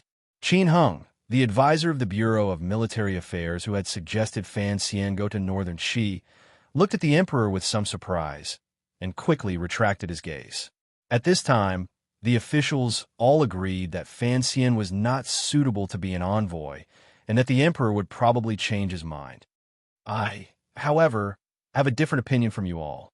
The palace immediately became quiet, and only the emperor's light voice could be heard echoing throughout the palace. They say that jade that is not polished is worthless. I am sure you all remember Fan Xian's grace in front of the palace that day. Although he is a civil official, he once had the bravery to kill an assassin on Yulon Street. How could such a talent always remain in the quiet yamen of Taichung Temple and the Imperial College? Hearing this, everyone understood that the emperor had long since made up his mind. They just didn't understand why the emperor wanted Fan Xian to go to Northern Qi. The emperor looked at the officials lightly and continued. He does not have enough experience, so he needs more experience. I think Fan Xian is suitable. Let him take care of this task. If the emperor said it could be done, then it must be done. The officials did not dare to say anything more. Only Lin Ruofu and Fan Jian had traces of worry on their faces. They would not deliberately hide this. As a father and a father, it was natural for them to have such a reaction. If they were to pretend to be elated and say that their emperor was wise, it would instead make his majesty and the officials look down on them. Fan Jian. The emperor looked at the assistant minister of the Ministry of Revenue and slightly frowned. I am here. Fan Jian heard his name and was slightly shocked, and he quickly stepped forward. The emperor said quietly, I want your son to take up this task. Do you have any thoughts? Fan Jian was silent for a while, and then immediately came to his senses. He smiled and replied, I dare not have any thoughts. Do you not dare, or do you not have any? I do not dare. If you dare, what will you think? Outside the palace, the wind and snow intertwined. Inside the palace, it was as warm as spring. But because of these few words between the ruler and the minister, it became as cold as outside. The officials who were on good terms with Fan Jian couldn't help but feel anxious. Why was Count Sinan so out of control in front of the palace today? After a while, Fan Jian replied to the emperor, I have been separated from my son for 16 years. We have only been reunited for a few months, and now we have to be separated again. I cannot help but feel sorry for him. These two words echoed in the palace, but no one knew who would hear them. The emperor smiled slightly. He knew that Fan Xian was saying this for him to hear. However, this childhood friend of his did not understand the true purpose of sending Fan Xian to Northern Qi. It seemed that only Chun Pingping understood him the best. It'll only be a few months. She'll leave in the middle of spring and return in early autumn. What's there to be unwilling about? The emperor did not wait for Fan Jian to speak again. He smiled and waved his hand, announcing the edict. The Minister of Revenue is old and weak and has been recuperating for a long time. I hereby issue an edict of consolation. Fan Jian, the left Assistant Minister of Revenue, will be given the position of Minister of Revenue. The officials had no objections. Fan Jian had long covered the sky with one hand at the Ministry of Revenue. It was just that he had never been promoted. Some of the officials with a belly full of evil tricks couldn't help but mutter in their hearts, thinking that Assistant Minister Fan had just promoted Lady Lu, and now the emperor was promoting him. If the assistant minister had known earlier, would he have promoted Lady Lu many years ago? Of course, the officials all believed that this was His Majesty's way of making up for sending Fan Xian to Northern Qi. Fan Jian knew that there was no turning back. His face calm, he went forward and kowtowed in thanks. The emperor turned to Lin Ruofu and smiled. Prime Minister, your daughter is newly married, and I am sending Fan Xian away. Do you have anything to say? Prime Minister Lin Ruofu smiled bitterly and bowed. The emperor and prime minister of the kingdom of Qing seemed to be on good terms, but in reality, the emperor's power was majestic, and no one dared to provoke them. He had been puzzled by Fan Jian's interest, and now that His Majesty had asked him, he did not dare to say anything. He calmly replied, Fan Xian needs to be honed. After the court meeting, the emperor seemed to be in a better mood. He rode his carriage back to the rear palace. The officials followed the straight path to the outside of the palace walls. They all congratulated Fan Jian on his appointment as Minister of Revenue. From now on, he could rightfully control all of the Qing kingdom's wealth and resources. Guiyu, the Minister of Rights, joked, Sir Fan, from now on, our salaries will be coming from you. Don't be too stingy. Fan Jian laughed and shook his head. Sir Guo likes to joke. Fan Xian had made fun of Guo Baoquan a few times, but in court, there seemed to be no ill feelings between the two of them. As they walked out, Lin Ruofu coughed lightly and stepped forward. The officials bowed to the prime minister. They knew that he had something to say to his in-laws, so they parted. Lin Ruofu said quietly, "Sir Fan, why did His Majesty insist that Fan Xian go to Northern Qi?" The two of them were now in-laws, so there was less pretense. Fan Jian smiled bitterly. "I truly do not know. Perhaps he really wants my son to be honed?" Although he said this, he knew that the damned cripple must have done something behind the scenes. But on second thought, Fan Xian temporarily left the capital, avoiding the crown prince and the second prince's attempts to rope him in, and waiting for the great prince to return to the capital with his army might not be a bad choice. Lin Ruofu seemed to have thought of this at the same time, but he had a deeper suspicion. It seemed that His Majesty cared a little too much about his beloved son-in-law. Was it really just because of Chun'er? The prime minister shook his head and smiled at his in-laws. "Debao has been on the mountain recently. Thank you for your trouble, Sir Fan." "What are you talking about?" Fan Jian laughed. "We are all one family. In another month, when the flowers bloom, the diplomatic mission to Northern Qi will leave the capital. When the time comes, I will have Wan'er visit the prime minister's manor often. Yes, these days, Debao has not been in the manor. Changju's manor has been quiet." Lin Ruofu sensed something and sighed. "Master Fan, if you have some free time, you might as well come visit my manor. How could I dare disobey the prime minister's orders?" Fan Jian smiled.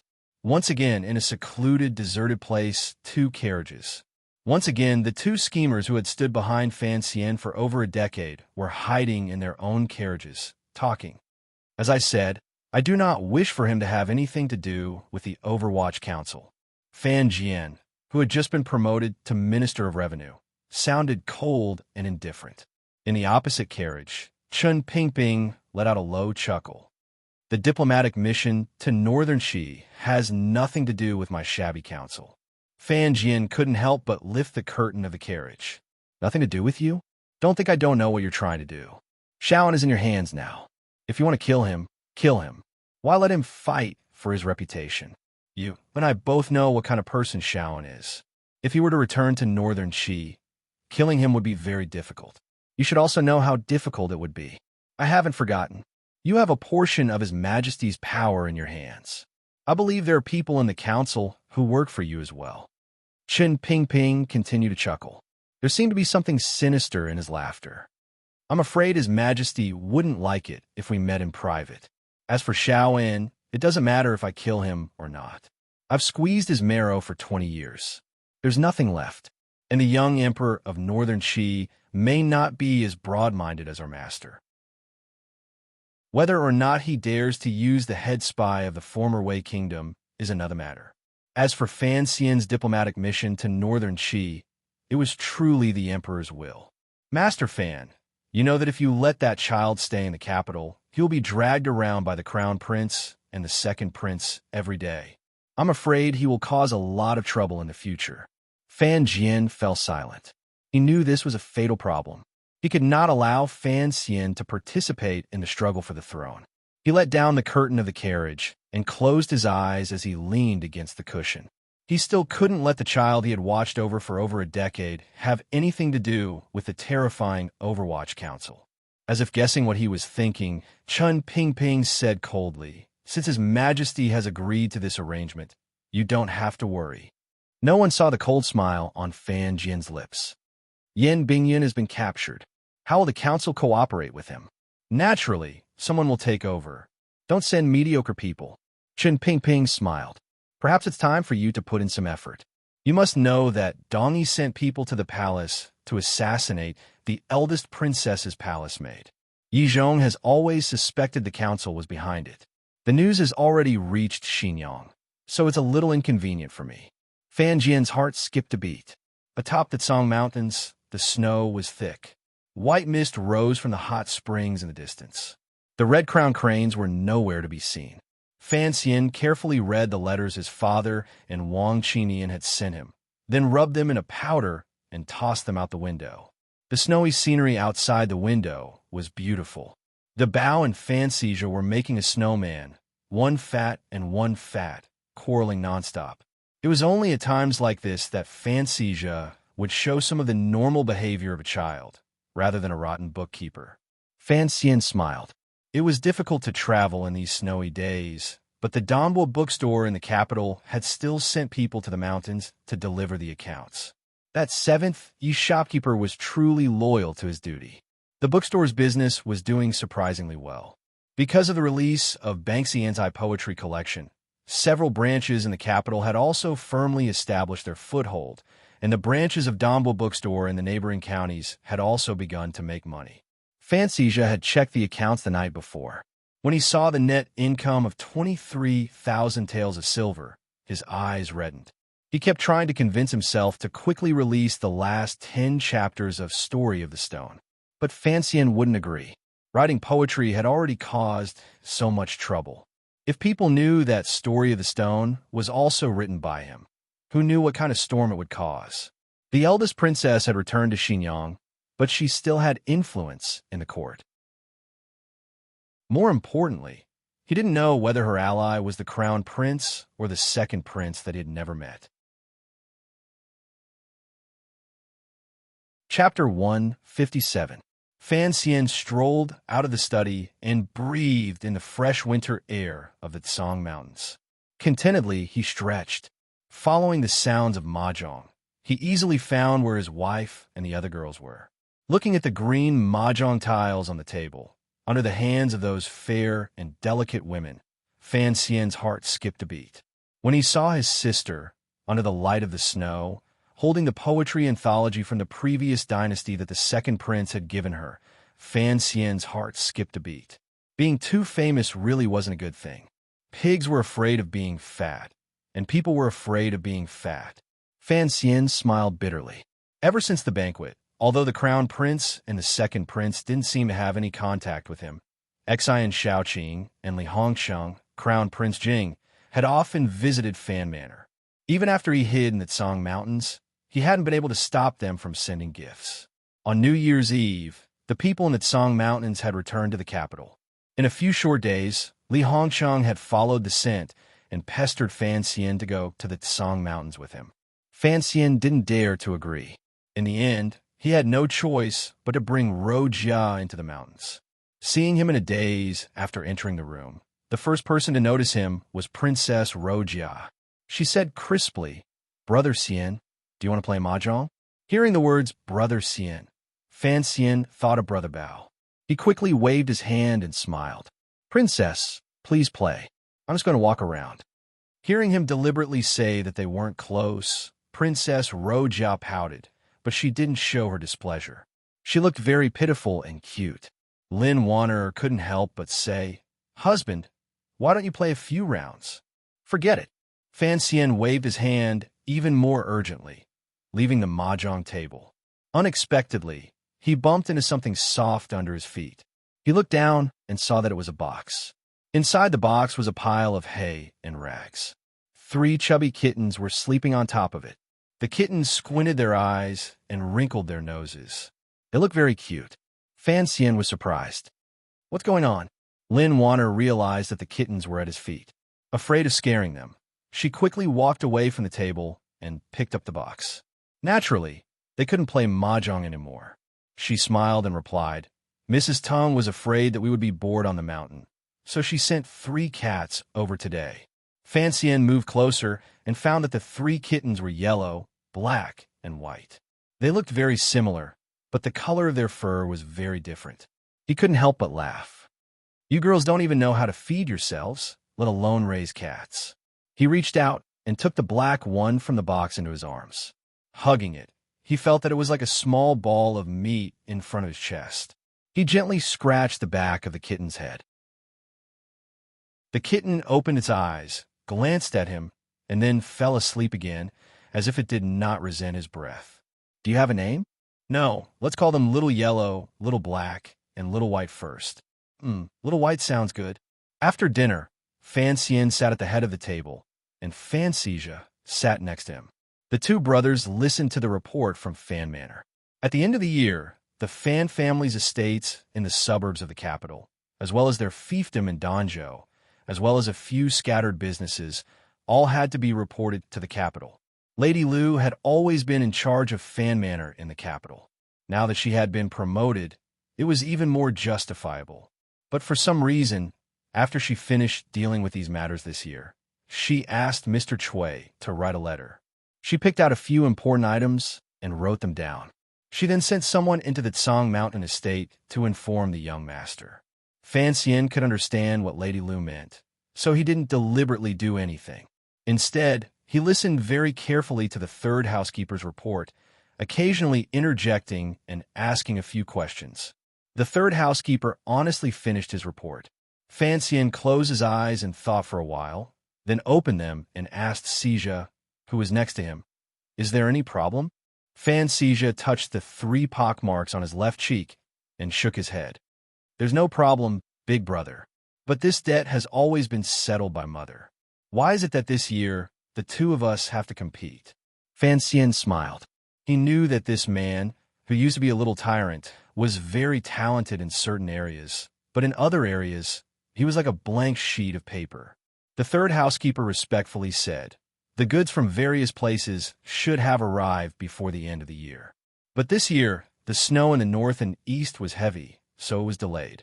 Other than the southern fruits that were sent up the mountain last time, there were also all kinds of dried meat and wild goods from the northern manor, as well as the flower tea from the ancestors in Danzhou." The numbers were all written in the letter. Thinking that the young master, mistress, young master, and the princess are all staying in the estate, the mistress prepared all kinds of goods and plans to send them up the mountain in 3 batches. It should be enough to last until the middle of spring. "We don't need that much. Just pick something fresh and send it over. 3 batches is too much. 1 more will be enough," Fan Xian casually said, "but remember to bring more of the flower tea that grandmother sent from Danzhou." He often talked to one about life in Danzhou, and he didn't know how many times he had talked about the tea with the faint fragrance of flowers. The third housekeeper smiled and replied, "The tea has arrived today. The last 2 batches are mainly food and small items. They are mainly for the 2 young masters to stay in until the beginning of the spring examination." Fan Xian heard this very clearly. He secretly praised Lady Lu for being a good housekeeper. He didn't say anything more and let him go and rest. The spring examination was approaching. As a 5th-level official of the Imperial College, Fan Xian had to return to the capital to take up his post. He couldn't always stay on the Tsang Mountains. After the end of the examination in April, the agreement between the 2 countries would need to be signed, and the secret prisoner exchange agreement would need to be carried out immediately. Everything seemed to pile up. Actually, from Fan Xian's point of view, the prisoner exchange should have started last year. Not to mention the torture that the captured Qing soldiers would suffer in a foreign country. There was Yin Bingyun, whom Fan Xian had never met but secretly admired. As the head of Qing spies in northern Qi, he had been imprisoned in an enemy country for half a year. Who knew how much suffering he would have to endure? It was just that the travel between the 2 countries was always complicated, and after winter, the northern border was frozen and difficult to travel through. That was why the return of the envoy had to be delayed until the end of spring. But every time he thought of Yin Bingyun's suffering in a bitter cold house, Fan Xian couldn't help but feel a little less happy enjoying the winter in the Tsang Mountains. He had long known that he was the main character in this diplomatic mission to northern Qi, but he didn't oppose this duty. After all, if he could establish his own power in the Overwatch Council, it would always be good for his future. Whether it was in Danzhou or the capital, his 17 years of service had long since convinced him that he was truly a part of the kingdom of Qing. Fan Xian was willing to do things for this country, not for the court. That night, Fan Xian finished his routine training and returned to the mountain villa, feeling a little tired. He stuffed his night clothes, covered in snow and dirty water, into a bag he had prepared and tossed it to the side. During training, he would lie alone in the snow, chasing after his targets under the faint moonlight. His gaze was focused on a straight line, staring at the black rocks that had not moved for thousands of years, or the snow rabbits that were running rapidly. He felt very tired. And these days, after Wu Zhu gave him the sword that belonged to his parents, he disappeared again. So during the training process, there was no one to talk to and no one to look at him. That feeling of loneliness and desolation was like returning to his previous life. The mountain villa was quiet. Only the master bedroom was lit by a lamp. It was waiting for him to return. Fan Xian smiled faintly and walked in that direction. The sun had risen during the day, so there was a puddle of water on the bluestone floor, reflecting the moonlight. He walked around it and jumped over the railing. Suddenly, his heart jumped, and he stopped. He was standing at the other end of the long corridor, in front of his sister's room. Suddenly, his ears twitched, and he frowned. His eyes gradually became fierce. He turned around and pressed his palm against the door. With a little force, the tyrannical Jinshi immediately shook the wooden latch in two. Like the night wind, he floated to the side of the bed. The bed was messy, but there was no one there. Ruoro had indeed disappeared. Fan Xian calmly put his hand into the bedding and found that other than the foot warmer, the rest of the bed was cold. It seemed that Ruoro had been gone for a long time. His heart trembled slightly. Could it be that an enemy that he did not know had done this? But he still forced himself to turn around. With a clang, his left hand pulled out the slender black dagger and prepared to go into the night to find someone. Brother! Outside the door, Fan Ro held up a lantern. Her face was full of surprise as she looked at her brother standing on the bed with a knife in his hand. Fan Xian was startled. Seeing that she was safe and sound, he couldn't help but relax. He couldn't help but close his eyes and breathe heavily. After a moment, he asked with concern, "Where did you go? Are you all right?" Ruo was wearing a silver fur robe, and underneath it was a single item. She looked pitiful. She looked at Fan Xian as if she hadn't expected this. She couldn't help but be a little stunned. After a while, she forced a smile and said, "Brother, you're asking me with a knife. That's scary." Fan Xian smiled bitterly and shook his head. He put the slender dagger back into his boots and walked up to her. He held her slightly thin shoulder and said, "You're the scary one. When I walked outside, I heard that it was abnormally quiet inside. I couldn't even hear you breathing. You scare me." Fan Ruo smiled and said, "Brother, you're running outside in the middle of the night, and you say I scared you. Where did you go?" Fan Xian continued to ask curiously. Fan Ruo blushed and lowered her head shyly. "There are some things that you shouldn't ask so clearly." Fan Xian was startled for a moment, then understood. He smiled bitterly. "It's not like there's no toilet in the room. The night wind in the mountains is very cold. Don't catch a cold." "I know." Fan Ruo smiled shyly and pushed him out the door. "Your wife is still waiting for you." Outside the room, Fan Xian gently rubbed his cold fingers. The temperature of his sister's bedding showed that she had been out for a while. It was definitely not during the night. She must have gotten up and gone somewhere after he left the mountain villa. Thinking of this, he couldn't help but have a big question in his heart. But he forced it down and didn't ask any more questions. In this world, everyone has their own secrets. We need to respect them. Back in the capital, when they were in Danzhou, Fan Xian had taught his sister this. As her brother, he needed to set an example. Chapter 158. People were proud of themselves in the spring breeze, and the horses were anxious. Fan Xian, who had rested in the Tsang Mountains for an entire winter, finally led his family out of the mountains. There were 6 carriages lined up, and they had only brought a portion of their belongings. This time, they didn't see Guobaoquan or any of the other noblemen, nor did they have anything to worry about. It was only the early spring breeze that made the girls feel intoxicated.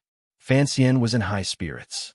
Spending the winter in the Tsang Mountains was a rare opportunity for him to rest after entering the capital. Whether it was in martial arts or in spirit, he had made great progress. Looking around, he saw that the foot of the Tsang Mountains was covered in a patch of green.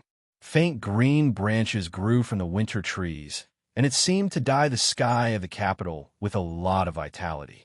The sky was light, and in the distance, a black cloud could be seen. Strangely enough, the black cloud was very thin. Behind it, one could see the gray-blue sky, and above it were wisps of white clouds. But it still gave people the feeling that it was very dark and heavy. Amidst the sound of hooves, the carriage turned a corner and left the Tsang Mountains. The sun in the sky suddenly brightened, and the clouds glowed. It was a very shocking sight. Fan Xian withdrew his bored gaze from the sky and smiled at his wife. "Staying in the mountains for so long, I'm afraid you've been stifled?" Lin Wana looked at him curiously. "What have you been stifled about?" Fan Xian was a little surprised. "Although the mountains are good, seeing only snow and trees makes me feel a little tired." "Wanner, don't you miss the bustling life in the capital?" Lin Wanner smiled, and a faint sadness appeared on her white face. "In the capital, if it's not in the palace, then it's in another courtyard. You know that I haven't lived in the Prime Minister's manor for long, and I haven't had many opportunities to go out. Although life in the mountains is monotonous, it's still more comfortable than living in those high walls." She looked at her husband's expression of concern, and her heart warmed. She giggled. "And you've always been in the mountains." After saying this, Fan Xian didn't feel anything, but she was the first to blush and turn her face away. Fan Xian laughed, and then immediately thought of that matter. He warmly said, "When the matters of the spring examinations are over, the court will probably send me to Northern Qi." It was quiet in the carriage. Only the sound of hooves and the snorting of the horses could be heard, and the sound of the wheels on the mountain road could be heard. After a while, Lin Wana smiled and said, "Don't worry. I'm here in the capital." Fan Xian thought for a moment. "I think I'll take Wang Qinian with me. If there's anything you need to do, ask Father's opinion first. If Teacher Fei Jie is still in the capital, you can ask him for help. These things can be done through Teng Zijing. I've already instructed him." "Of course." He smiled and said, "I don't think there's anything wrong." Back in the capital, the colorful lanterns were still there, and the firecrackers and confetti in the remote alleys had not been swept away. Seeing all the pedestrians wearing new clothes and still immersed in the festive atmosphere, Fan Xian couldn't help but regret his decision to enter the Tsang Mountains on the 4th day of the new year. It seemed that he had missed the excitement of the first month's lanterns. When the carriage arrived at Fan Manor, it was inevitable that there would be a lot of trouble. The couple, who were neither old nor new, bowed to their parents and met with the rest of the clan. Only now did Fan Xian realize that the Fan clan lived up to its reputation. Although they did not have any high-ranking officials in the court, their distant cousins all seemed to be well-paid in important departments of the court, and each of them lived comfortably. A few days later, Fan Xian first brought Wanner back to the Prime Minister's manor to pay respects to his father-in-law and reluctantly bid farewell to Debeo. Then he went to King Jing's manor to pay respects to the prince he was familiar with. Before he could calm down, the Vice Minister of Taichung Temple, Ren Xiao, and the Vice Minister of Honglu Temple, Xian Chiwu, invited him to 2 more banquets. These were officials he had worked with before, and he could not refuse. Fan Xian could only get drunk and end these 2 banquets. In the blink of an eye, it was already the 2nd month of the year. At this time, the scholars from various provinces and counties had already arrived in the capital. Those who had money found inns to stay in, those who had relatives to seek shelter with, and those who had no money could only make do with the scholars in the outskirts of the capital. Even the dormitories of the Imperial College had been opened for the scholars who had nowhere else to go. The examination was hosted by the Board of Rites and was divided into 3 rounds, held on the 9th, 12th, and 15th of the 2nd month. So by the time Fan Xian entered the Imperial College to take up his post, time was already tight. Fortunately, his 5th-level official position was only in name, something the Emperor had randomly appointed in a moment of happiness. The Imperial College did not have any arrangements for him. The examination was approaching, and the Imperial College naturally did not need him to teach, so he was free. Occasionally, there would be students studying at the Imperial College who would run into his room and stare at him with greedy eyes like a pack of hungry wolves. Fan Xian opened the fan in his hand with a swish and waved it incessantly in this late winter and early spring weather. After the students around him had coldly backed away, he smiled and said, "Everyone, I am still young, and I do not deserve to be called an educator. So please do not bring this matter up again, lest I embarrass myself." Seeing that his words were humorous, and that this 17-year-old man, who was already a fifth-ranked official in the imperial court, did not seem to be the kind of person who would look down on others with disdain, the feeling of estrangement between the students gradually disappeared. Someone boldly joked, "Master Fan, when you first entered the capital, you once commented on the strength of character at Esher Tavern. Now you are in a mood to fan yourself?" Fan Xian laughed and replied, "What does that mean?" "It means that I have always liked to fool around, and that nothing I say can be accurate." The court had long since decided who would be the chief examiner for this competition, as well as who would be promoted. Fan Xian was 17 years old, and a fifth-level official position was already somewhat shocking, but it was still far from enough for him to take on such an important role. But his reputation for poetry had already spread far and wide. Although he had vowed never to write poetry again, it seemed that not many people took him seriously. The scholars always wanted to get something out of him, but if they could get Fan Xian's praise, it would be a pleasant surprise. The Donghua bookstore's Banksy anti-poetry collection had long been sold throughout the country, so the scholars who had come from all over the country could not help but be curious about this young man whose name had shaken the capital. Some of the more impetuous ones actually managed to find the location of Fan Manor with their mouths. But looking at the front door and the stone lions, they realized that Fan Xian was not just a talented scholar. He was actually the son of a rich and powerful family. With such a strict social hierarchy, these scholars did not dare to rashly knock on the door to pay a visit, so they could only resentfully leave. Fan Xian had only been at the Imperial College for a few days, but he had followed his superiors around to see how the scholars had fared after entering the capital. He discovered that some of the children of poor families had indeed suffered greatly after entering the capital. Although the court had long since issued an edict that all of the major bookstores in the suburbs of the capital were open to the public, and some of the temples provided temporary accommodation, living in the capital was not easy. There were still some people who were so poor that they could barely afford to eat. Thinking of the story Wu Zhu had told him in Danzhou, Fan Xian's heart stirred. He took some silver from the bookstore's account and asked the shopkeepers of Qingyu Hall to help him settle the poor scholars' lives. Since it was not an act of kindness, of course he would not let the scholars know that he was the one paying.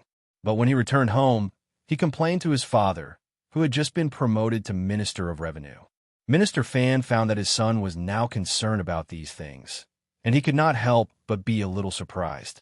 Apart from a trace of gratification, he was more relieved that Fan Xian seemed to be content with his official career.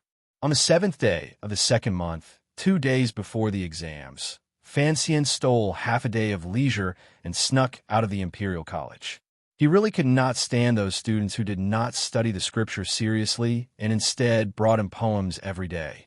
Some of those students were old enough to be his father, and it was really quite awkward.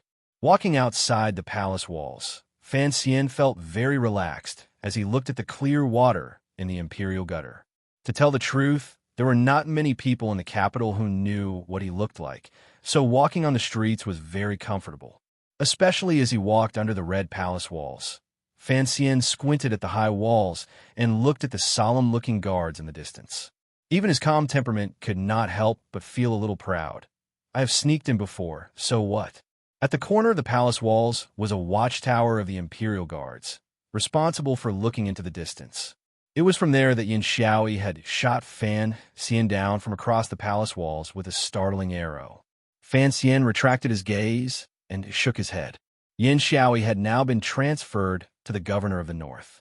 If he wanted to go to northern Qi, he would have to pass through his jurisdiction. He hoped that Yin Xiaoyi did not know that he was the assassin that night. Not long after circling the palace walls, Fan Xian entered Tianhe River. The water was still gentle, and the golden characters in front of the Overwatch Council glowed faintly. Fan Xian acted as if he did not see those characters, and calmly walked past, not even glancing at them out of the corner of his eye. "I say, Master Fan, it is so difficult for me to even see you now. It seems that you have become very popular in the capital. Fan Xian smiled bitterly and turned his head to see Crown Prince Jing on horseback, looking at him with a smile. He cupped his hands and said, "Greetings, Crown Prince. I just wanted some peace and quiet.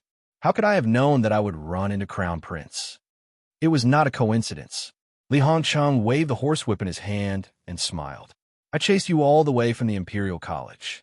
Fan Xian was a little surprised, but his clear eyes immediately became calm again.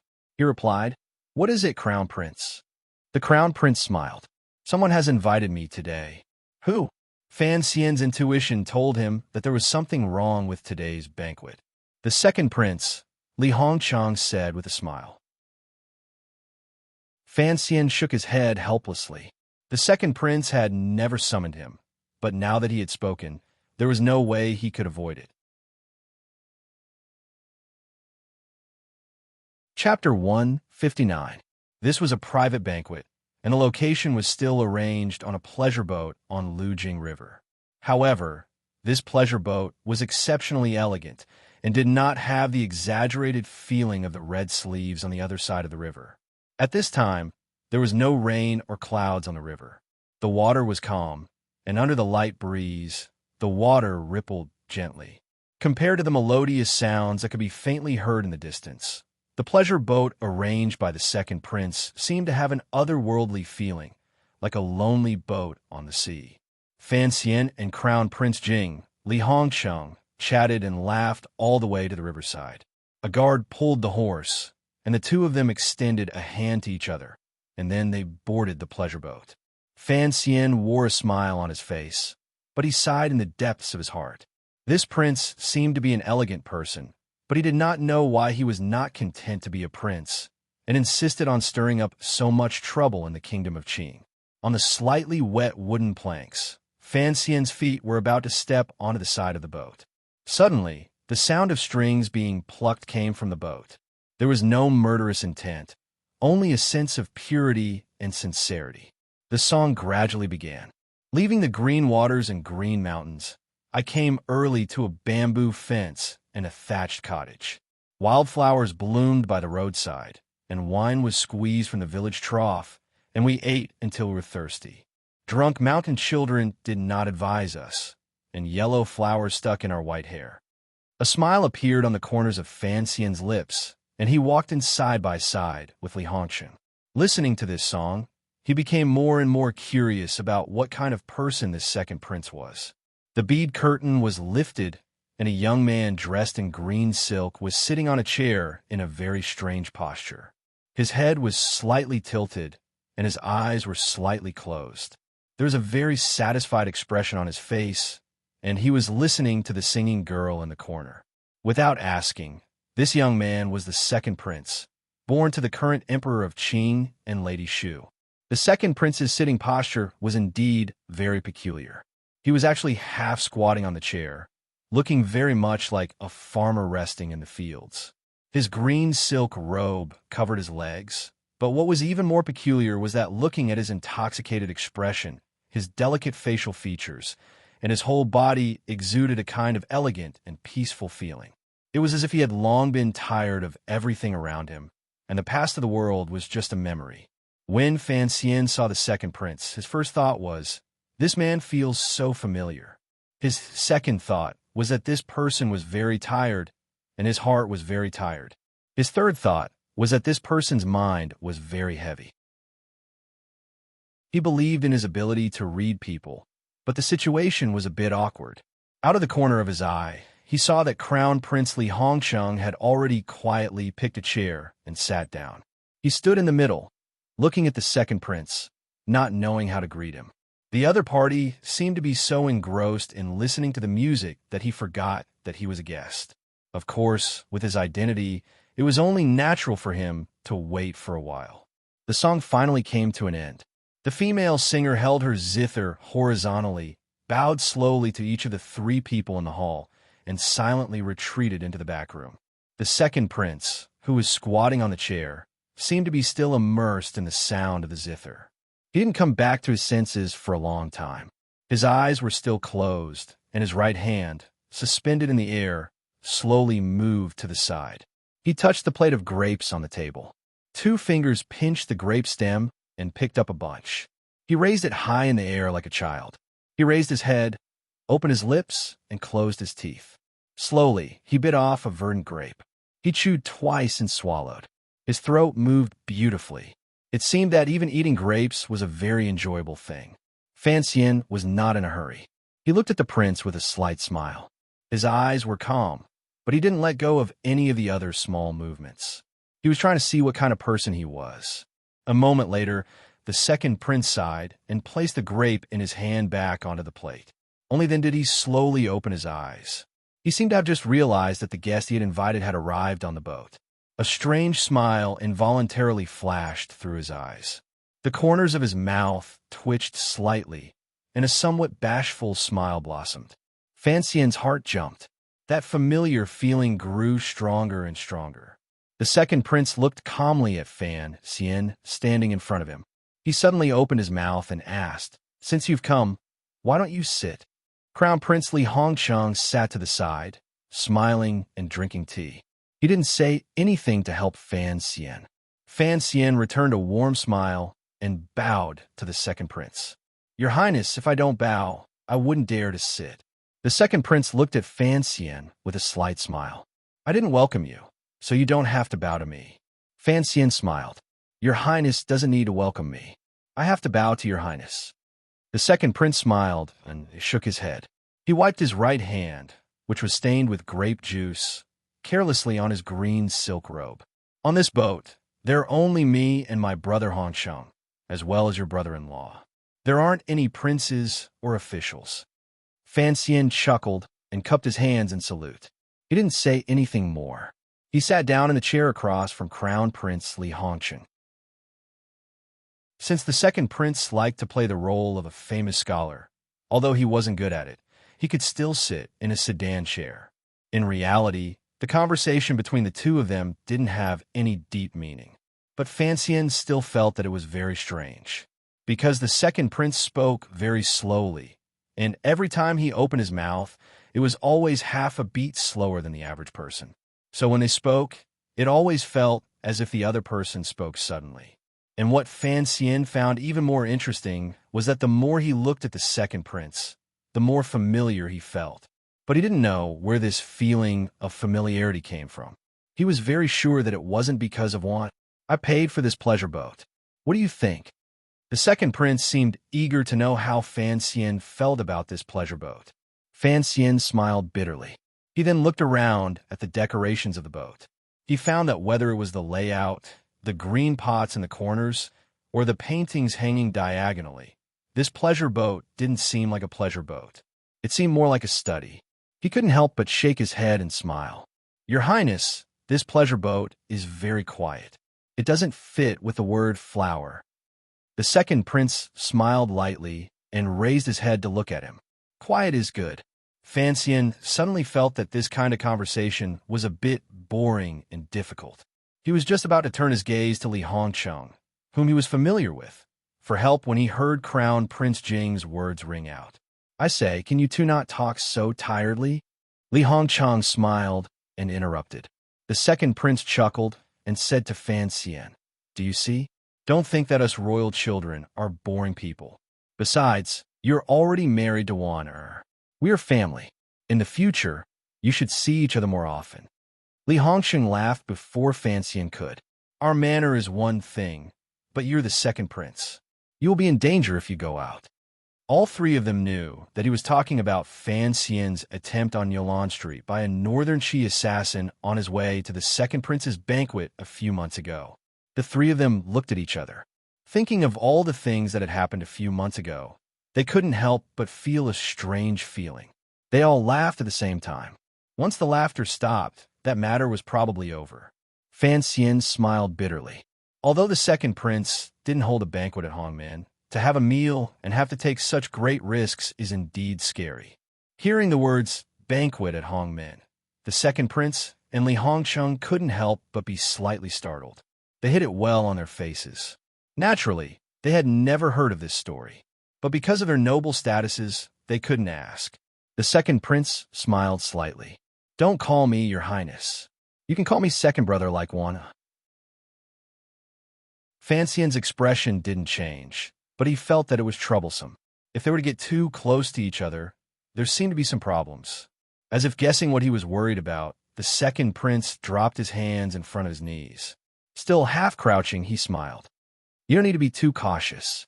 Juan is the treasure of the palace. You must remember that you now have an older brother who is still playing on horseback in the West. I, the second brother, am still hiding in Hamlin Academy editing books. As for the third brother of the crown prince, you must get closer to him. Does having more relatives bother you so much? Fanxian smiled.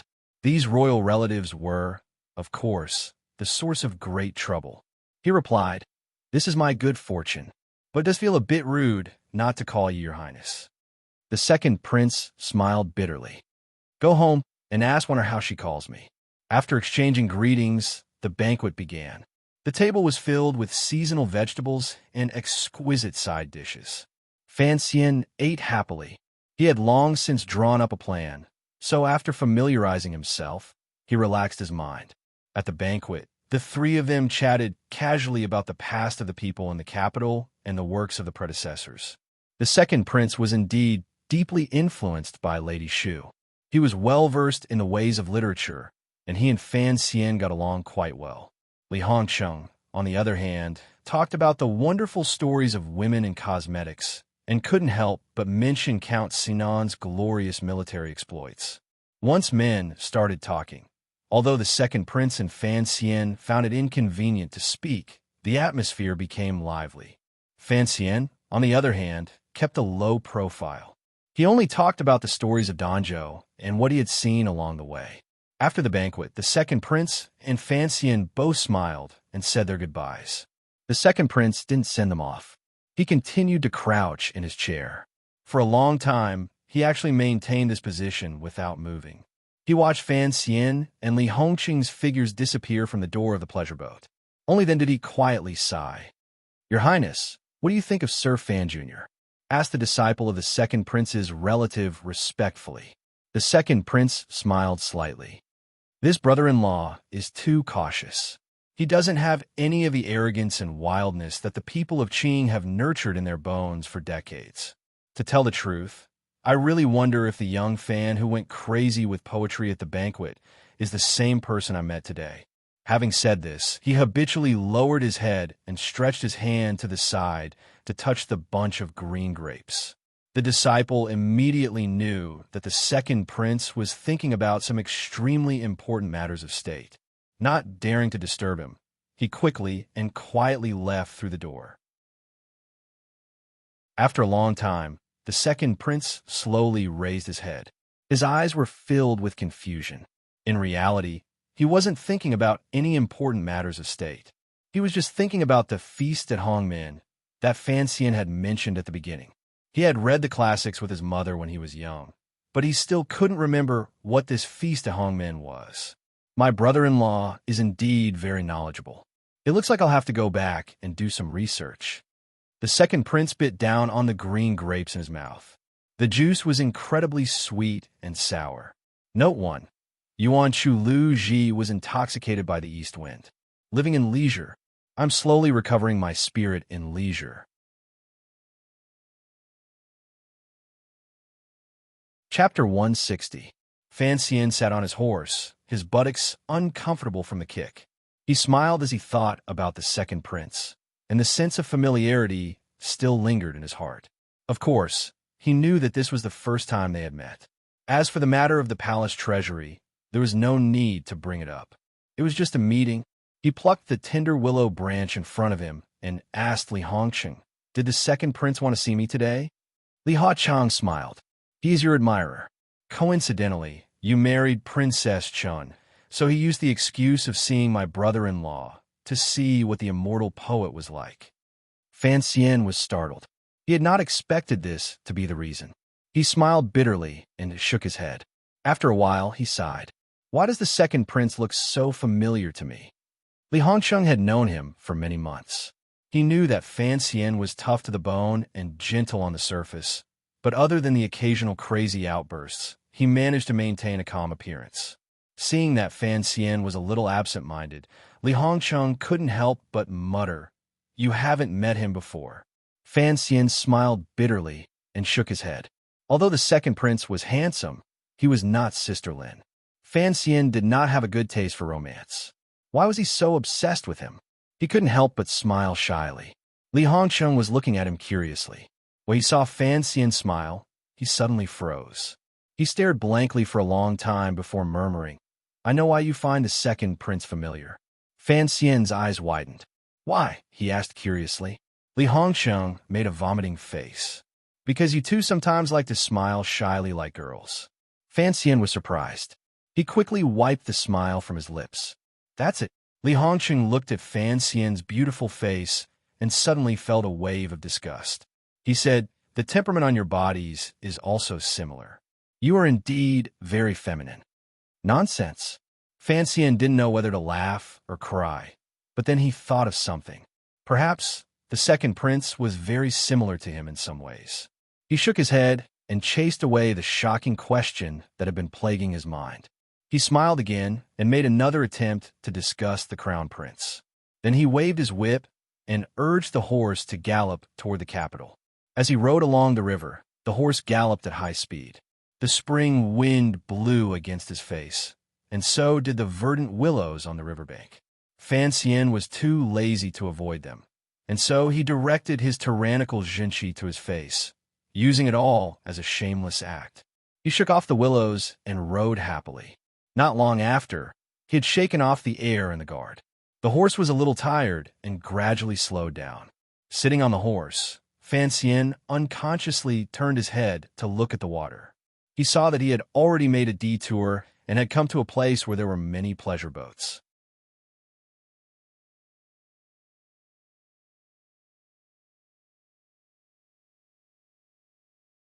The second prince and I have just met, and there are some things that are not convenient to say. Since I've shaken off the guards, I want to speak with you in private. The two horses slowly walked forward, their heads occasionally rubbing against each other to show their affection. Li Hongcheng pulled out the green willow branch in front of him and said quietly, "After you return from northern Qi, you will probably be in charge of the palace treasury. Whether it is the Eastern Palace or the second prince, they all need you. I think you understand this." Fan Xian smiled and didn't say anything, listening to him continue. "Although the Eastern Palace is showing goodwill to you now, that is because the eldest princess has left the capital. Although I don't know why the eldest princess hates you so much, I know that in the eyes of the Eastern Palace, 1,000 of you are not worth a single word from the eldest princess. So you cannot trust the Eastern Palace." Li Hongcheng said very seriously, "Our families have been friends for generations. You and I can be considered friends, so I want to remind you that if it really comes down to it, whether for public or private reasons, I hope you will lean to that side." He pointed at a lone mountain on the other side of the river. The back of the mountain was cut off by a forest, forming the character too. What a coincidence! Fan Xian followed the direction of his finger and smiled bitterly as he shook his head. Lining up is a very stupid thing to do. Hacheng, I advise you not to line up too early. It's not a coincidence. That is the second prince's courtyard. Li Hongcheng smiled. What you say is very similar to what my father said. But there are always many things to do in this world. Fan Xian shook his head in disagreement. After seeing the second prince today, I feel very strange. He is like a crystal. Why is he not willing to be like King Jing and be a peaceful prince? When Li Hongcheng heard him mention his father, his eyes gradually grew cold. The warm smile of the past, like the spring breeze, also disappeared. He said lightly, "There are no private matters in the emperor's family. There are many things that you cannot hide from even if you want to. You should remember how the previous emperor, who was my grandfather, ascended to the throne. 2 princes were assassinated on the same day. Back then, there was a storm of blood in Jingdou. If you could go back in time, wouldn't you also ask them why they wouldn't let you go?" Fan Xian felt a chill in his heart. He forced a smile to hide his emotions. Back then, the country had just been founded, and it was not the same as the current peaceful scene. If the second prince had been willing to let you go, the Eastern Palace would not have done anything. Look at King Jing growing flowers and grass in his manor every day. Isn't he also very happy? The second prince can see that he really likes literature. Why can't he learn from your father? You've seen the emperor, and you've seen the eldest princess. My father is ranked second, but look at his appearance. He is already an old man. Li Hongchang said with a smile that was not quite a smile. Would giving way really have a good result? My father always has a grievance in his heart. Although I don't know the reason, I think it must be because of the emperor's family. In reality, Crown Prince Jing had guessed the real reason why King Jing was now a gardener. Fan Xian frowned. But you shouldn't have followed the second prince so closely. No matter how you look at it, he is the most unlikely person. In reality, given his friendship with Li Hongchang, these words were already too direct. After Li Hongchang heard this, he was slightly startled. Then a smile rose to his face. He knew that Fan Xian truly considered him a friend. In a quiet voice, he was moved. If parents bring some desserts and place them in front of the children, we must first indicate that we want to eat them. Then, when the parents distribute the food, they will first think of you. Fan Xian smiled. The second prince has always been expressing his attitude. Correct. Li Hongqing's gaze left Fan Xian's face. Across the small mountain on the other side of the Lujing River, he looked at the faintly visible Song mountain range in the distant sky. In a quiet voice, he said, "The previous emperor was lucky because he only had 2 sons. The emperor is also lucky because he only has 3 sons. But when the great prince returns, who knows what problems will arise? So the second prince must be the first to express his attitude and fight for all the power he can. I still don't understand why you chose him." The reason is simple. Li Hongchang smiled. "I find him more pleasing to the eye." Fan Xian raised his eyebrows. He knew that the truth of these words could be counted as 3 out of 7. He could not completely believe it, but his eyes looked at the warm smile on Crown Prince Jing's face, and his face showed no expression. He was not a noble man who wished to be good to himself. He knew that there were many things in this world that he could not avoid, so from the beginning, he had never thought of hiding. A man in this world should be happy. Of course, in this process, there might be more to it. Before entering the city, Li Hongchang very naturally said that he wanted to go sit in a certain restaurant. Fan Xian was too lazy to accompany him, so he raised his hand to bid farewell. As he said goodbye, the crown prince, who loved to play with women, said with a faint smile, "Today, the second prince wants to see you first because after the examination, you probably won't be able to escape the crown prince's invitation." Fan Xian shivered slightly.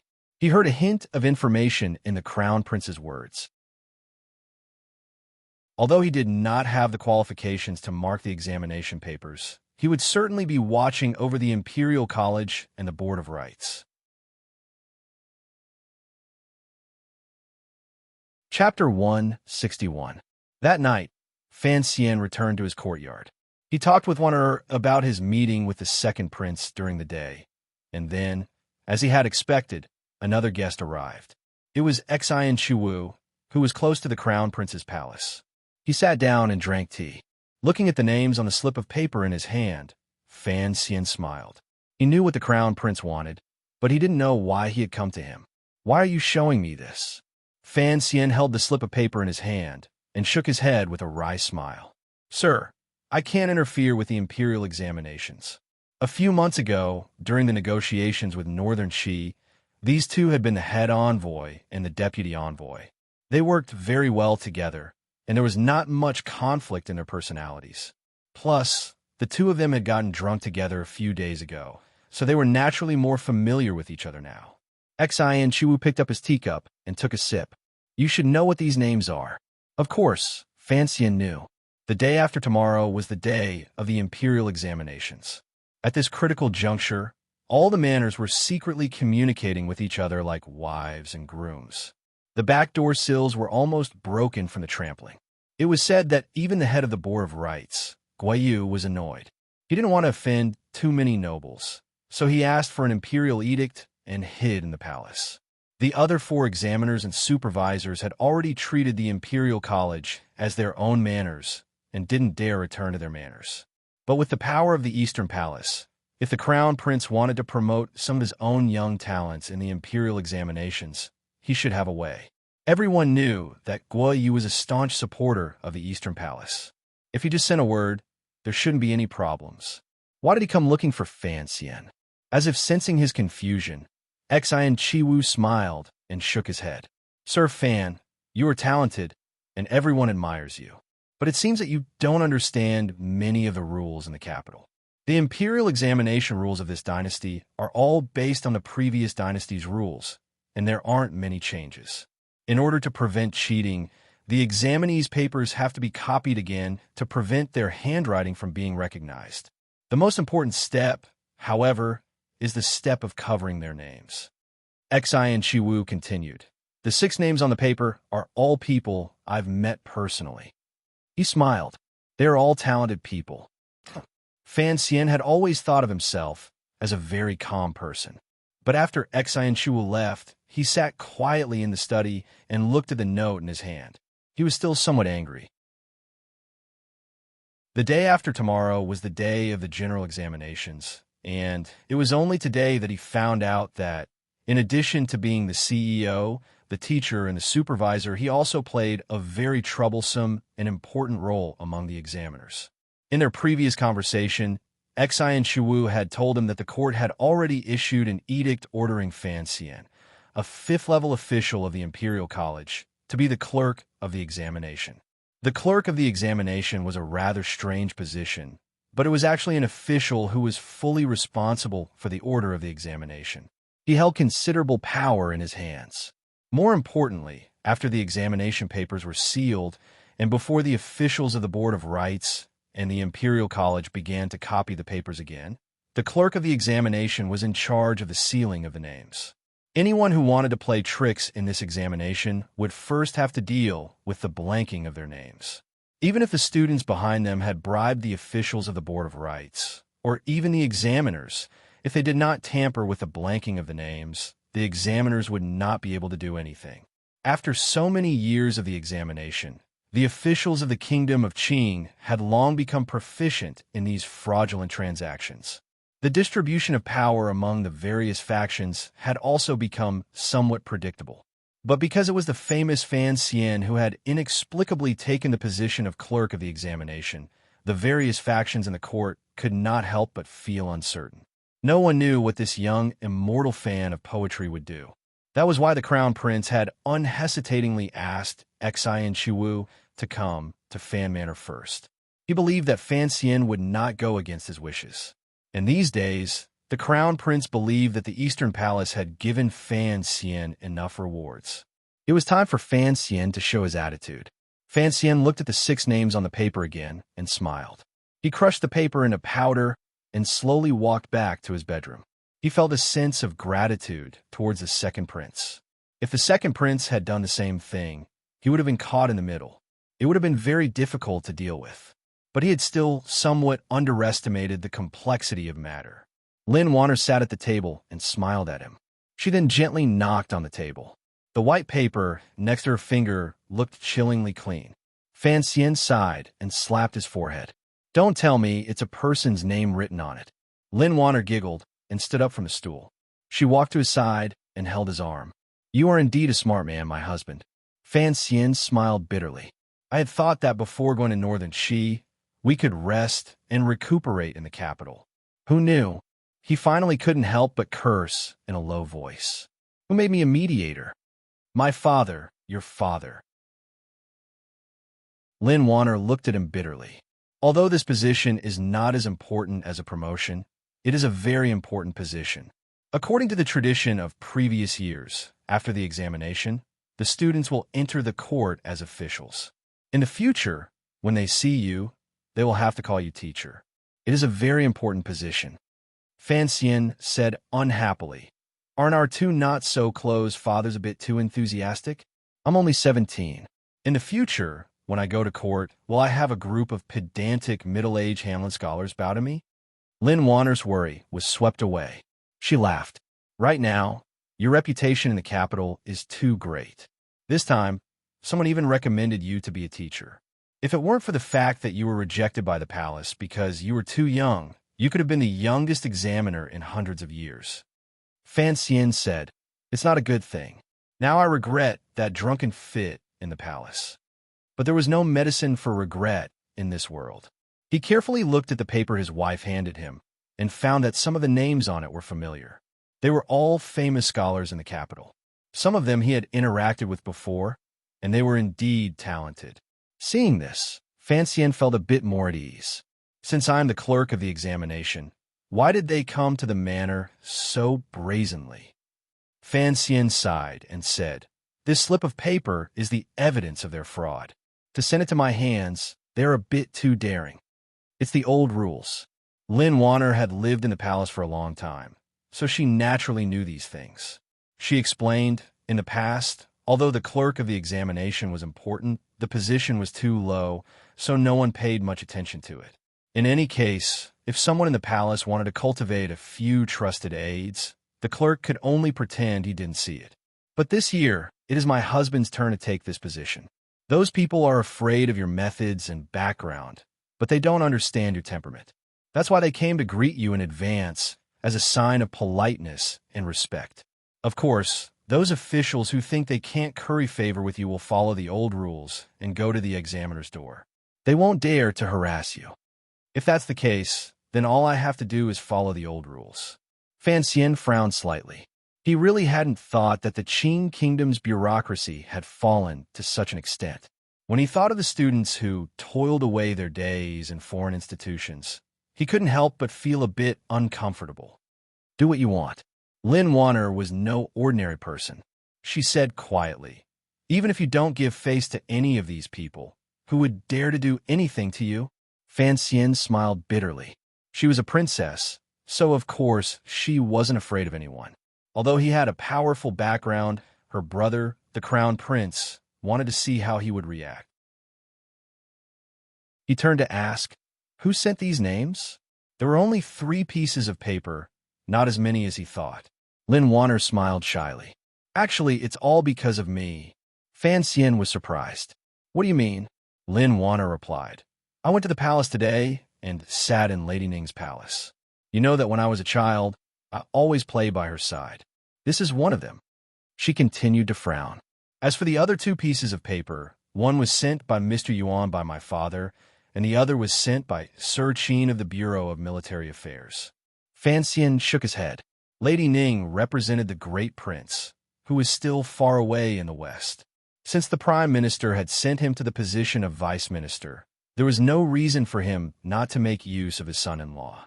But as for Sir Qin of the Bureau of Military Affairs, although Fan Xian had never met him, he knew that he was a veteran of 3 dynasties and a powerful figure in the military. Why would he meddle in the civil examinations instead of training a few generals? Forget it. It's a small matter. Since the whole country is full of crows, I won't pretend to be a red-crowned crane, Fan Xian said lightly. He destroyed all of the notes. Gently holding his wife's shoulders, they walked toward the front of the manor.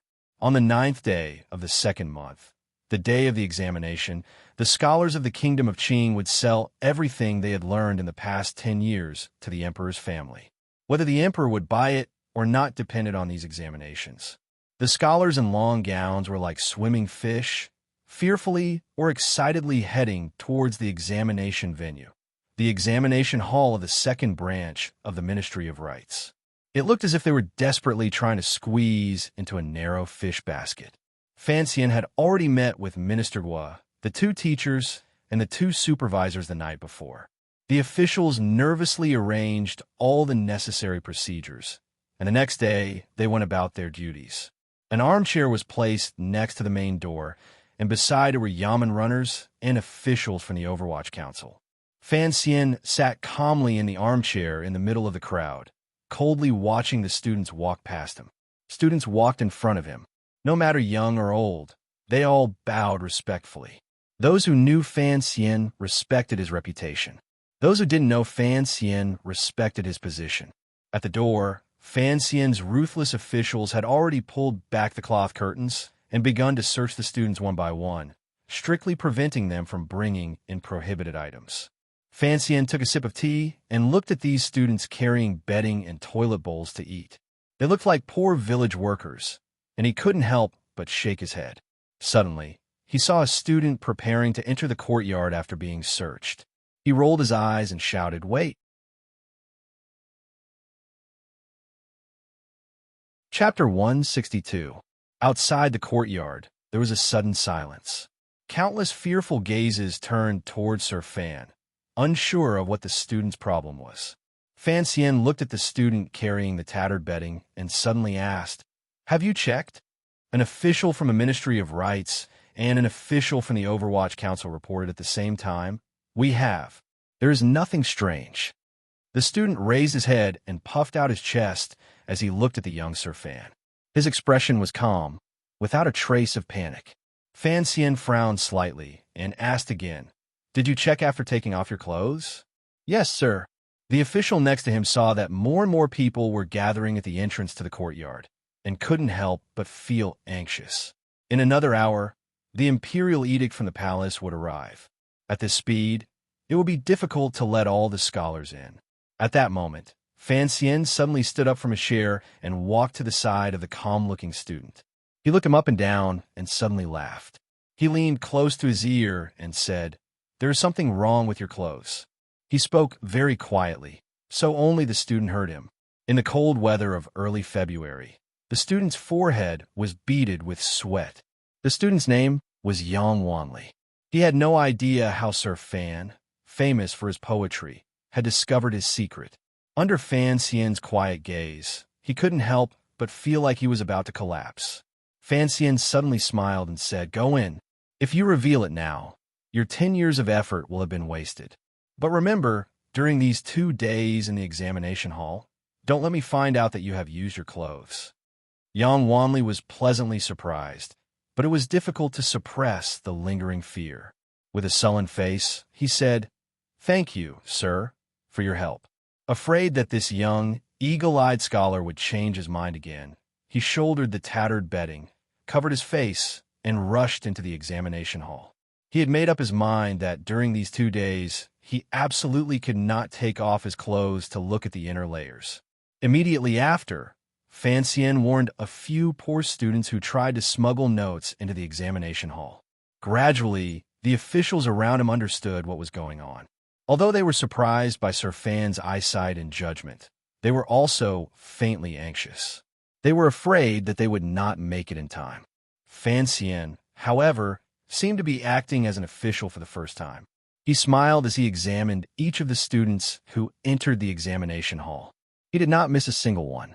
He removed many pairs of shoes, many hats, and many brushes with paper balls hidden behind them. He piled them up in front of the entrance to the examination hall. Only now did the students in the queue realize that this year's examiner was actually a powerful figure brimming with killing intent. He was not at all like the immortal poet Xie Man they had imagined and would not care much about their cheating. Thus, they hurriedly retreated and threw the things they had on them into the gutter at the back of the examination hall. The leader of the Overwatch Council today was someone Fan Xian was familiar with. It was Mu Tai, who was temporarily in charge of the First Bureau. Hearing the reports from his subordinates, he hurried over. Seeing Fan Xian kneeling down without a word, he said with some embarrassment, "Sir, it's getting late. You have to hurry." The officials from the Ministry of Rights and the Overwatch Council saw how respectful he was to Fan Xian, and they could not help but jump in fright. They did not expect the Overwatch Council to be so courteous to a civil official. Only then did they think of Fan Xian's background, a prime minister, a minister, and a princess. Thus, they did not dare to say anything more. They only quietly listened to Fan Xian's reply.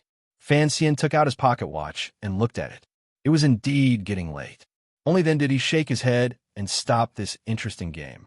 Standing up, he spoke clearly to the hundreds of students at the entrance to the examination hall. "I am Fan Xian. I believe you have all heard of me before. Everyone saw me earlier. To avoid delaying the examination, I will not strip search you today." The students were overjoyed. Fan Xian smiled slightly and looked around. "Throw the things you carry on your bodies into this bamboo basket, and I won't blame you. If I find you during these 2 days of exams, Be careful that I have people strip you naked and throw you in front of the palace walls, so that everyone under heaven knows how refined you all are." The students were terrified. Only now did they realize that the smile of the immortal poet, Fan Xian, contained a bone-chilling murderous aura. Thus, they all obediently filed in. As for whether or not there were more students who wanted to take the risk, that was a matter for the future. Once they were let in, the speed increased. Before long, the entrance to the examination hall was quiet again. All that was left was a floor of smelly shoes and countless scraps of paper. It looked rather miserable. The officials from the Ministry of Rites quickly arranged for people to clean up in preparation for the palace's edict to open the examination. They also had to set up incense tables and fire firecrackers. For a moment, they were very busy. As they busied themselves, they thought that Sir Fan Xian's conduct was indeed very different from that of other Qing officials. If he had ignored the smuggled goods, that would have been fine. How could he have allowed the students to take the examination after being found out? If this had happened to any other examiner, the imperial censorate would have caused quite a ruckus. But everyone knew that if Fan Xian dared to do this, he was not afraid of such things. Fan Xian sat in his armchair and smiled as he watched the busy crowd. He talked to Mu Tai, who was next to him. Mu Tai's position had risen a long time ago. He had always thought that it was because of Fan Xian, so he was particularly friendly to Sir Fan. "You have worked hard, Sir Fan. In a moment, when the edict is issued and the firecrackers are fired, please return to the hall to rest. This matter of inspection will naturally be handled by me." Fan Xian smiled and looked at him. "This is my duty. In a moment, I will have to wander around the examination hall. I have no spare time. Sir, this is your first time on this mission, so you do not know. Actually, once you enter the examination hall, there is no need to worry too much." Mu Tai thought that this young nobleman did not know the unwritten rules of the examination, and so he spoke with a smile. Fan Xian suddenly turned and asked in a low voice, "Will you be going to Northern Xi, Sir Mu?" Mu Tai was taken aback. He had not been prepared for this, and so he replied without thinking, "The council is still making arrangements, but it should be a matter of the 4th Bureau. I may not be able to get involved." He suddenly thought of something. Sir Fan Jr. could write poetry, but he didn't like it. Instead, he liked to run small businesses. He thought he had guessed something. He smiled and said, "Sir Fan, are you planning to buy some goods from the north? I can help you arrange that." Fan Xian laughed. It's nothing. I was just asking." Next to him, a subordinate brought them tea. Fan Xian made way for Mu Tai. Mu Tai asked curiously, "Sir Fan, it seems that you are in a good mood today." The corners of Fan Xian's lips curled up, and an indescribable expression flashed in his eyes. He seemed to be thinking of something, and after a while, he said softly, "Actually, I have always thought that studying without having to take an exam is the greatest joy in life. After entering the capital, what I was most afraid of was the exams. I didn't expect that in a year and 2 hours, I would become a scholar. I can study without having to take the exams, and I can even watch my fellow scholars take the exams with great ease. So this is the greatest joy of life." The imperial edict came, the firecrackers sounded, the incense table was removed, and the doors of the examination hall were closed. The annual examination for the Kingdom of Qing had officially begun. Fan Xian heard the heavy wooden doors of the examination hall slowly close behind him, and a sudden realization hit him. In his previous life, he had never taken a college entrance exam. At the time, he had thought that it was the greatest regret of his life. In this life, he was unable to take the exam again. Although it was easy, he still felt a little regretful. "Greetings, sir." Fan Xian entered the great hall. The cold spring wind blew in from the doorway. Fan Xian bowed to Guiyu, the minister of the Board of Rites, who was sitting in the middle.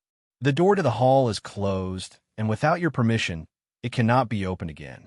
At this time, the students of the various prefectures have already received their examination papers and have begun to answer them. The corner door, which is responsible for bringing in food and water, is guarded by Sir Mu of the Overwatch Council and the officials of the Board of Rites. There should be no problem." Guiyu looked at the young 5th-level official below him. He looked at his handsome face and frowned imperceptibly. Then he smiled and said, "Thank you for your hard work, Sir Fan." He then turned to the two examiners beside him and said, "According to the rules of previous years, after 2 hours, you will go down and patrol the grounds." The two examiners of the examination were the Imperial College of Learning, and the other was a scholar of the Tungwen Pavilion. Both were personally appointed by His Majesty. Hearing Guiyu's words, they nodded and said, "As you wish, sir." Guiyu then turned to Fan Xian and said, "Sir Fan, your duty is to maintain order in the examination hall and assist the two examiners. You will patrol the grounds from time to time, and you'll also have to keep an eye on the corner door and be ready to receive an edict at any time." The Minister of the Board of Rites sighed and cupped his hands in salute to the sky. The examination of the spring examination is to select talents for the nation. We cannot be careless. Everyone, please be more attentive. Following Guiyu's words, the various officials in the examination hall returned to their duties. A solemn and tense atmosphere quietly pervaded every corner of the examination hall. Everyone knew that after several northern expeditions, His Majesty had shifted the focus of governing the nation to the rule of law. Thus, the annual examination was particularly important. A few years ago, there had even been a precedent of an incognito inspection, so no one dared to be careless. Furthermore, this year's spring examination was one of the most important moments in the lives of those students who were burying themselves in their desks, furiously scribbling away. If they could successfully pass, then they would leap into the Dragon's Gate. If not, then they could only return to their hometowns and prepare for the next year's provincial examination. Who knew how many people's youthful years would be wasted by going back and forth? There were also those who were stubborn and arrogant. Once they failed, they would linger in the capital and refuse to return to their hometowns. There were those who were defeated, those who wandered about, and even more who disappeared without a trace. This was the grand ceremony of the nation, the arena of life and death for the scholars. Fan Xian stood on the stone steps and closed his eyes, listening to the rustling sounds coming from all around the examination hall. He thought of the slips of paper the Crown Prince and others had handed him, and a strange smile rose to the corners of his lips.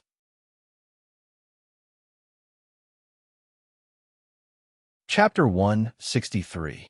The sun gradually rose, dispersing the chill in the exam hall. The nervous students finally had a chance to warm up. They kept rubbing their hands together to ensure that their handwriting would not appear too stiff. Calligraphy was one of the criteria for grading, so even though the exam had already begun, most of them were still working on their scripts. They were not in a hurry to put pen to paper. It seemed that most of the scholars in the exam hall were pitiful people who had once had painful experiences. Fan Xian walked around the exam hall with a smile on his face. He tried not to make any noise with his footsteps, so as not to disturb the students' thoughts. Strangely enough, when the students were solving the exam, they were often most afraid of the examiners passing by them, or of looking at their exam papers. But when these students found out that the person standing next to them was the famous Sir Fan Jr. at the entrance of the exam hall, they could not help but feel a little more confident. Fan Xian was not like the two lecturers and supervisors, whose faces were full of solemnity. On the contrary, he wore a smile like the light of the sun. Any student who dared to raise their head to look at Fan Xian's face always felt that the smile on Sir Fan Jr.'s face was encouraging them. After walking around the exam hall, Fan Xian returned to the corner gate. Mutai had already brewed tea and was waiting for him. Seeing Fan Xian sit down on a chair, Mutai lowered his voice and laughed. "It's quite stuffy, Sir Fan. It's most suitable to rest here. The corner gate is connected to the outside world, so it's not that uncomfortable." Fan Xian smiled. If he really went back to the main hall and sat with Minister Gua, he was afraid that he would not be happy, and he would not be comfortable either. As he sipped his tea, he thought of something strange. The Crown Prince had only given him 6 people on the list, but Zhongwei's name was not among them. After he entered the capital, he learned that Zhongwei was a student of the Grand Scholar and also a hidden official of the Eastern Palace. Logically speaking, he should be participating in the spring examinations. For the time being, He put this matter aside. Through the many small doors, he cast his gaze towards the innermost part of the exam hall. He felt a sense of absurdity. He had only used his drunken stupor to act as Li Tai Bai, and had published a collection of poems. Now he was sitting here as an invigilator. Life was indeed a very unfair thing. Those students who were still diligently writing, if they knew that the results of the examination had already been divided up like watermelons by those important figures in the court and palace, what would they think? Time seemed to pass very slowly. Fan Xian had almost fallen asleep on the chair in the corner door when he realized that the sun had just moved to the center. The relevant Yamen had already sent people to deliver lunch. Naturally, there were people at Jiaomen to receive them. After carefully inspecting the utensils and discovering that there were no abnormalities, they carried 6 of the food boxes to the central hall. Fan Xian went to the central hall and ate lunch with the officials while listening to them talk about what had happened in the morning. In the southeast corner, the supervisor had caught a cheating student. The supervisor shook his head and sighed. I've seen cheating students, but I've never seen a cheating student like this. He actually put the entire strategy book under his desk and copied it. He thought there were curtains all around, so no one would find out. How could he have known that the eyes of the patrolling officials were so sharp? Guo Yu, the director of the Board of Rights, suddenly frowned. How did he bring this book in? Fan Xian knew that this was his mistake. He smiled and replied, the inspection was too slow earlier, and the officials of the Overwatch Council urged me. So I was a little anxious, afraid that I would miss the time set by His Majesty, and so I made a mistake. Please forgive me, sir. He was asking for forgiveness, but he pushed half of the responsibility to the Overwatch Council. Guo Yu looked at him and grunted. He did not make things difficult for him. After all, this kind of small matter had never been eliminated in the imperial examinations. He could not use this to attack Fan Xian. He only said evenly, Sir Fan is new to this matter and lacks experience. You all must help him. Fan Xian smiled and cupped his hands in greeting to the officials around him, especially to his direct superior, the Imperial College headmaster. Sir Headmaster, I am untalented and inexperienced. Please watch over me. The Imperial College headmaster was Shu the scholar, who had been pointed out by His Majesty that day in the palace hall. He was originally a student of Zhuang Mohan, but he was proud to be a citizen of Qing, so he did not hold a grudge against Fan Xian for provoking Zhuang Mohan to the point of vomiting blood. Instead, he pointed at Fan Xian and laughed. Sir Feng Zheng, if you are untalented and inexperienced, who in the kingdom of Qing would dare to call themselves talented? The other supervisor and supervisor all laughed and agreed, making fun of Fan Xian.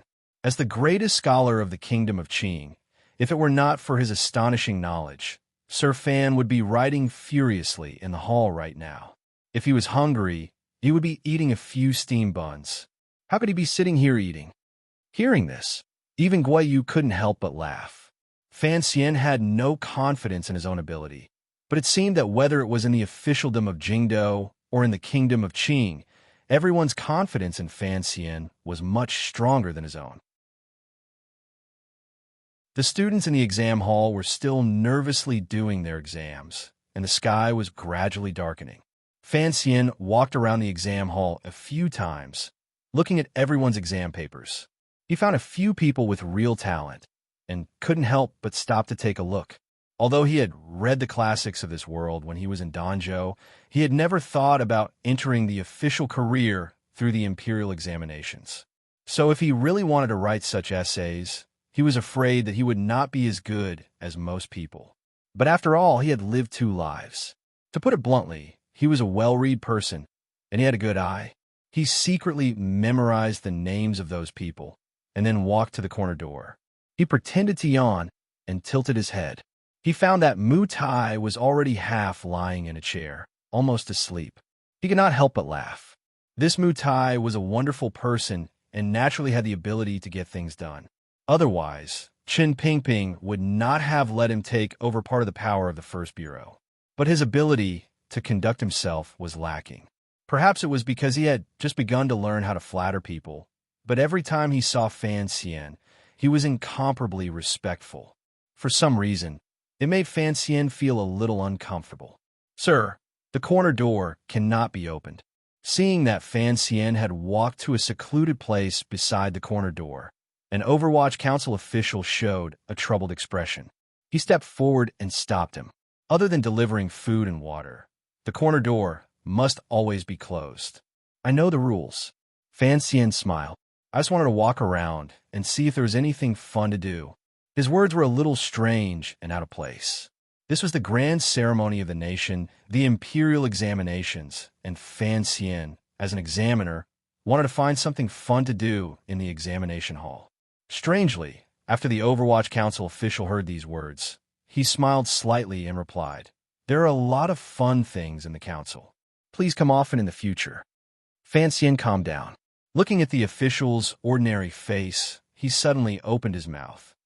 "You're the person I was looking for?" "Correct, Commissioner," the official said with his head lowered. Fancienne looked into his eyes. He knew that this Overwatch Council official did not have a high position, but he was certainly a trusted aide that Qin Pingping had placed in the First Bureau. He could not help but smile. Did Sir Qin say when exactly?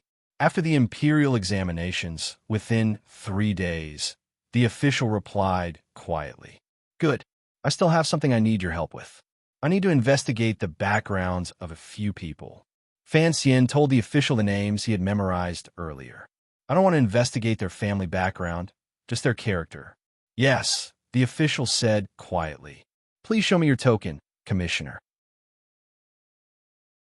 Fancienne took out the token from his waist that had helped him countless times and waved it in front of the official's eyes. He then asked warmly, "Do you remember?" The official replied softly, "Yes, but I will report this to the director." "I understand." Fancienne smiled warmly. "Before sealing the papers, I want your report." "Yes." "Do I need to know your name?" "No," the official said quietly. The official quietly said, "I am just a low-level official in the council. I dare not trouble you to record my name." The crown prince had to arrange for his own people in the court for 12 years, and perhaps the great prince was doing the same. As for his father-in-law and the Bureau of Military Affairs, they were typical treacherous officials. Thinking of this, Fancienne could not help but smile bitterly. His father-in-law really did not want to save him any trouble. But he also understood that this was the norm in officialdom. What he was about to do was a bit abnormal. Fancienne sighed. He thought to himself, after a few years, when he was older, should he also arrange for some of his own people to enter this officialdom that was like a game? But right now, he could not do these things. The first thing he needed to do was to cooperate with the Overwatch Council and handle the imperial examinations perfectly. He did not want to leave himself too much trouble. After successfully forcing the eldest princess out of the palace with a message paper, he had handled everything calmly. If it were not for the fact that the Eastern Palace had used such a tyrannical method to pull him in, perhaps he would have continued to endure. And he did not think that his plan was too risky. Putting aside the power on the surface, there was a great grandmaster standing in the dark behind him, and a terrifying council. These were all powers that many people did not know about. He believed that as long as he did not touch the most fundamental interests of the Qing royal family, in this seemingly powerful but actually mutually restrained officialdom, he had a lot of room for himself. Since he had been reborn, he had to take full advantage of the situation. He could not give in too much. Otherwise, would it not be a waste of the fragrant helper his mother had left behind? If those princes and high-ranking officials could do it, why couldn't he do it? Not only did he have to do it, had to do it beautifully. Deep down, I'm really a bastard. Fancienne looked at the hard-working students in the exam hall and smiled. He thought to himself, if the monk can touch it, why can't I? Not only will I touch it, but I won't let the monk touch it.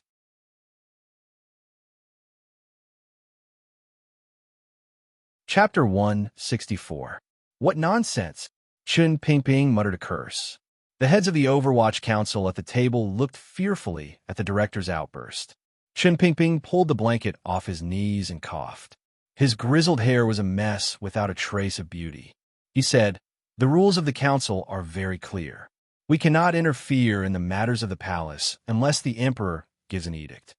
Yin Ruohai, The head of the fourth bureau smiled bitterly and shook his head. It's a pity.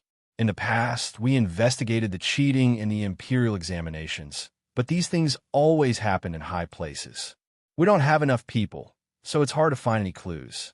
Now that we have these names, it won't be hard to find the officials behind it. I just didn't expect it to involve the Eastern Palace. The words of the Overwatch Council had always been very bold and harsh. Other than their unparalleled loyalty to His Majesty, these secret agents didn't care about anyone else. Chen Pingping pushed the wheelchair to the window. His grizzled hair contrasted with the black cloth on the window, making it stand out distinctly. He coldly said, "This commissioner has a very good life.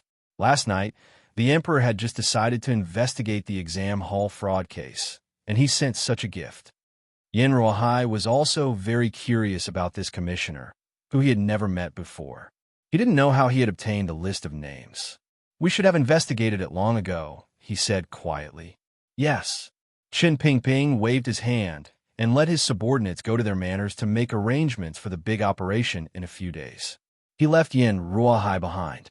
After a while, he said coldly, "There are many people who know the commissioner's identity, so this matter cannot be kept a secret.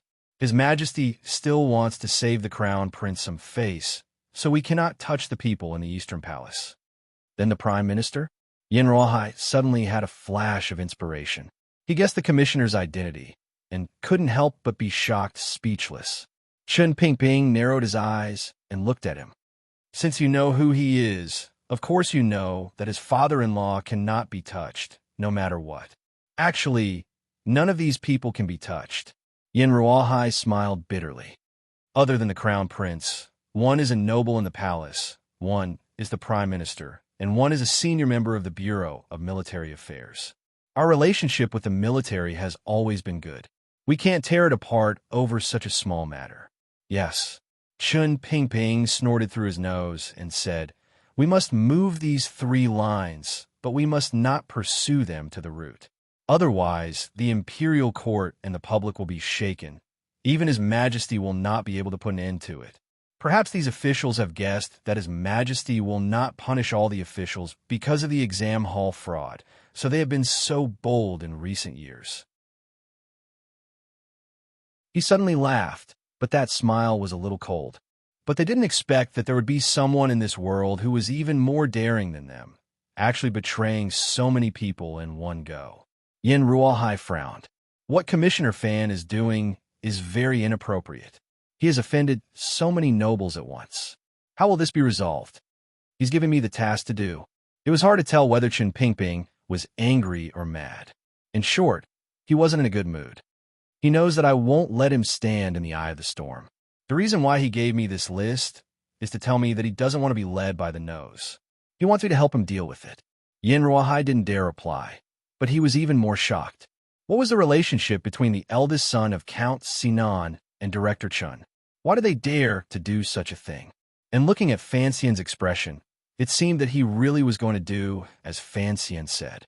Chen Pingping regained his composure and suddenly laughed, but his laughter was a little sharp and unpleasant. "Interesting. Interesting indeed." Yin Ruohai asked curiously, "What does Commissioner Fan gain by doing this? There are always some strange people in this world who don't do things for their own benefit." Chen Pingping seemed to be thinking of something, and a rare expression of respect appeared on his face. Yin Ruohai had never seen such an expression even when Director Chen mentioned His Majesty. "Sir, please tell me, what is the highest level of investigation into the exam hall fraud?" Chen Pingping raised his head slightly and said in a cold voice, "His Majesty feels that the Guo family has controlled the Ministry of Rights long enough." "Understood. There is currently no one in the First Bureau. Mutai isn't smart enough, so you will take the lead." "Yes." The spring examination had already entered its 3rd round. Fan Xian picked up a warm, wet towel and wiped the corners of his eyes. He found that he had indeed been a little tired over the past few days, and that his eye wax had grown. He couldn't help but laugh bitterly as he stood up and stretched. He then carefully looked at the students sprawled on the tables, sleeping. If even he, the examiner, was so tired, these students must be even more pitiful. Today was the last day of the spring examination, and Fan Xian had already spent a few days in the examination hall of the Ministry of Rites.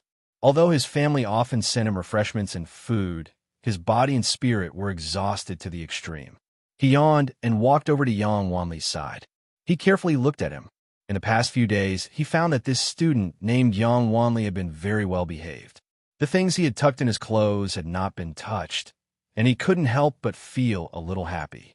What surprised him even more was that this Yang Wanli actually had quite a bit of talent.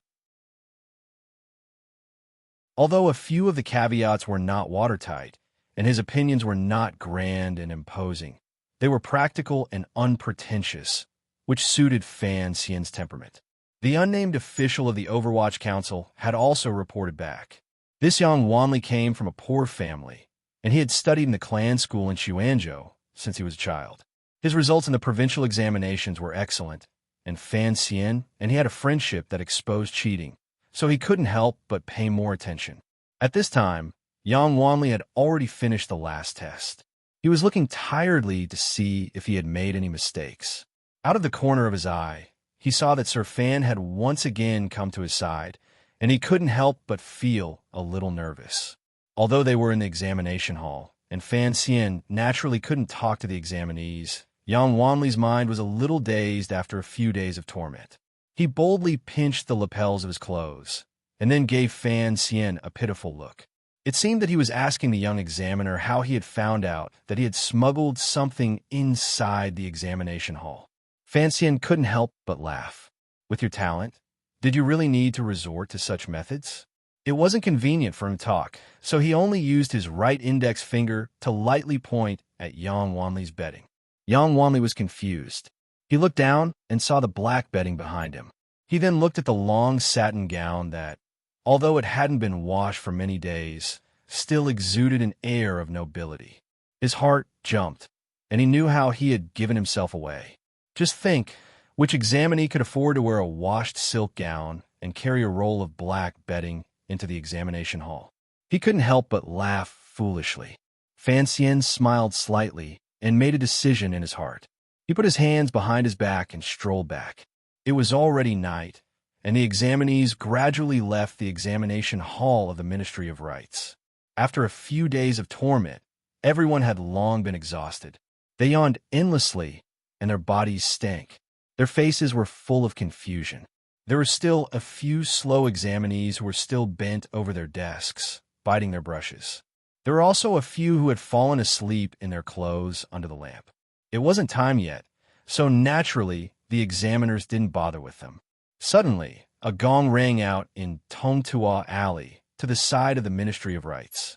The sound was crisp and clear, as if it wanted to wake up the night sky above the capital. The time has come. Students, stop writing. Following the shout, officials from the Ministry of Rites began to clear the hall, chasing out the students who were still holding on to their brushes.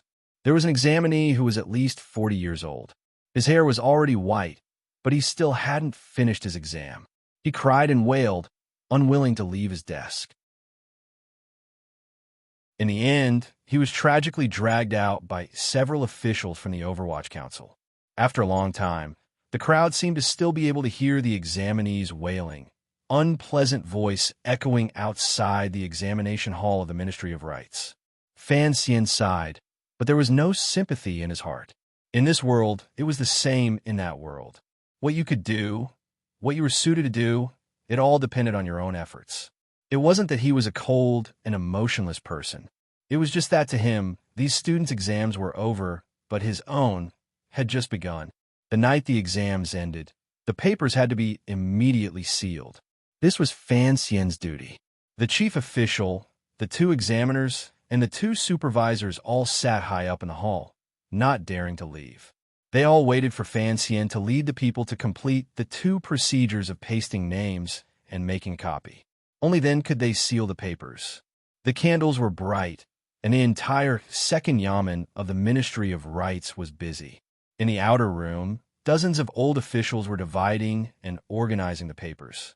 In another small room, Fan Xian rubbed his temples as he watched two officials from the Ministry of Rites paste the names. Before all the papers were pasted on, They had to first be sent to Fan Xian. Fan Xian didn't dare to be negligent. He carefully looked at the names on the papers, matching them with the names on the 4 slips of paper. After a long time, he had already picked out a dozen or so papers and placed them inconspicuously to his right. The 2 officials from the Ministry of Rites next to him lowered their heads and looked at each other. They knew that the dozen or so papers had been sent to the important figures in the palace. After finishing what he was doing, Fan Xian waved at the 2 officials, indicating that they should begin pasting the names. The 2 officials didn't dare to be negligent and quickly began to cover the names and birthplaces of the students on the papers with paper. Fan Xian didn't try to avoid suspicion. He carefully watched from the side and finally realized how these officials of the kingdom of Qing did this. It turned out that when pasting the names on the papers that he had picked out, the strips of paper used were slightly shorter than those used by ordinary students. Fan Xian couldn't help but laugh as he watched the officials from the Ministry of Rites solemnly paste a short slip of paper onto the exam papers he had chosen. If Guiyu were to find out in the future that not all of these exam papers have been requested by high-ranking officials of the court, and that some of them have been written by talented scholars that he had taken a liking to, such as that simpleton Yang Wanli, would Guiyu be so angry that he would vomit blood? What he didn't know was that if his little trick fell into the hands of the elders of the Overwatch Council, Guiyu wouldn't even have the chance to vomit blood.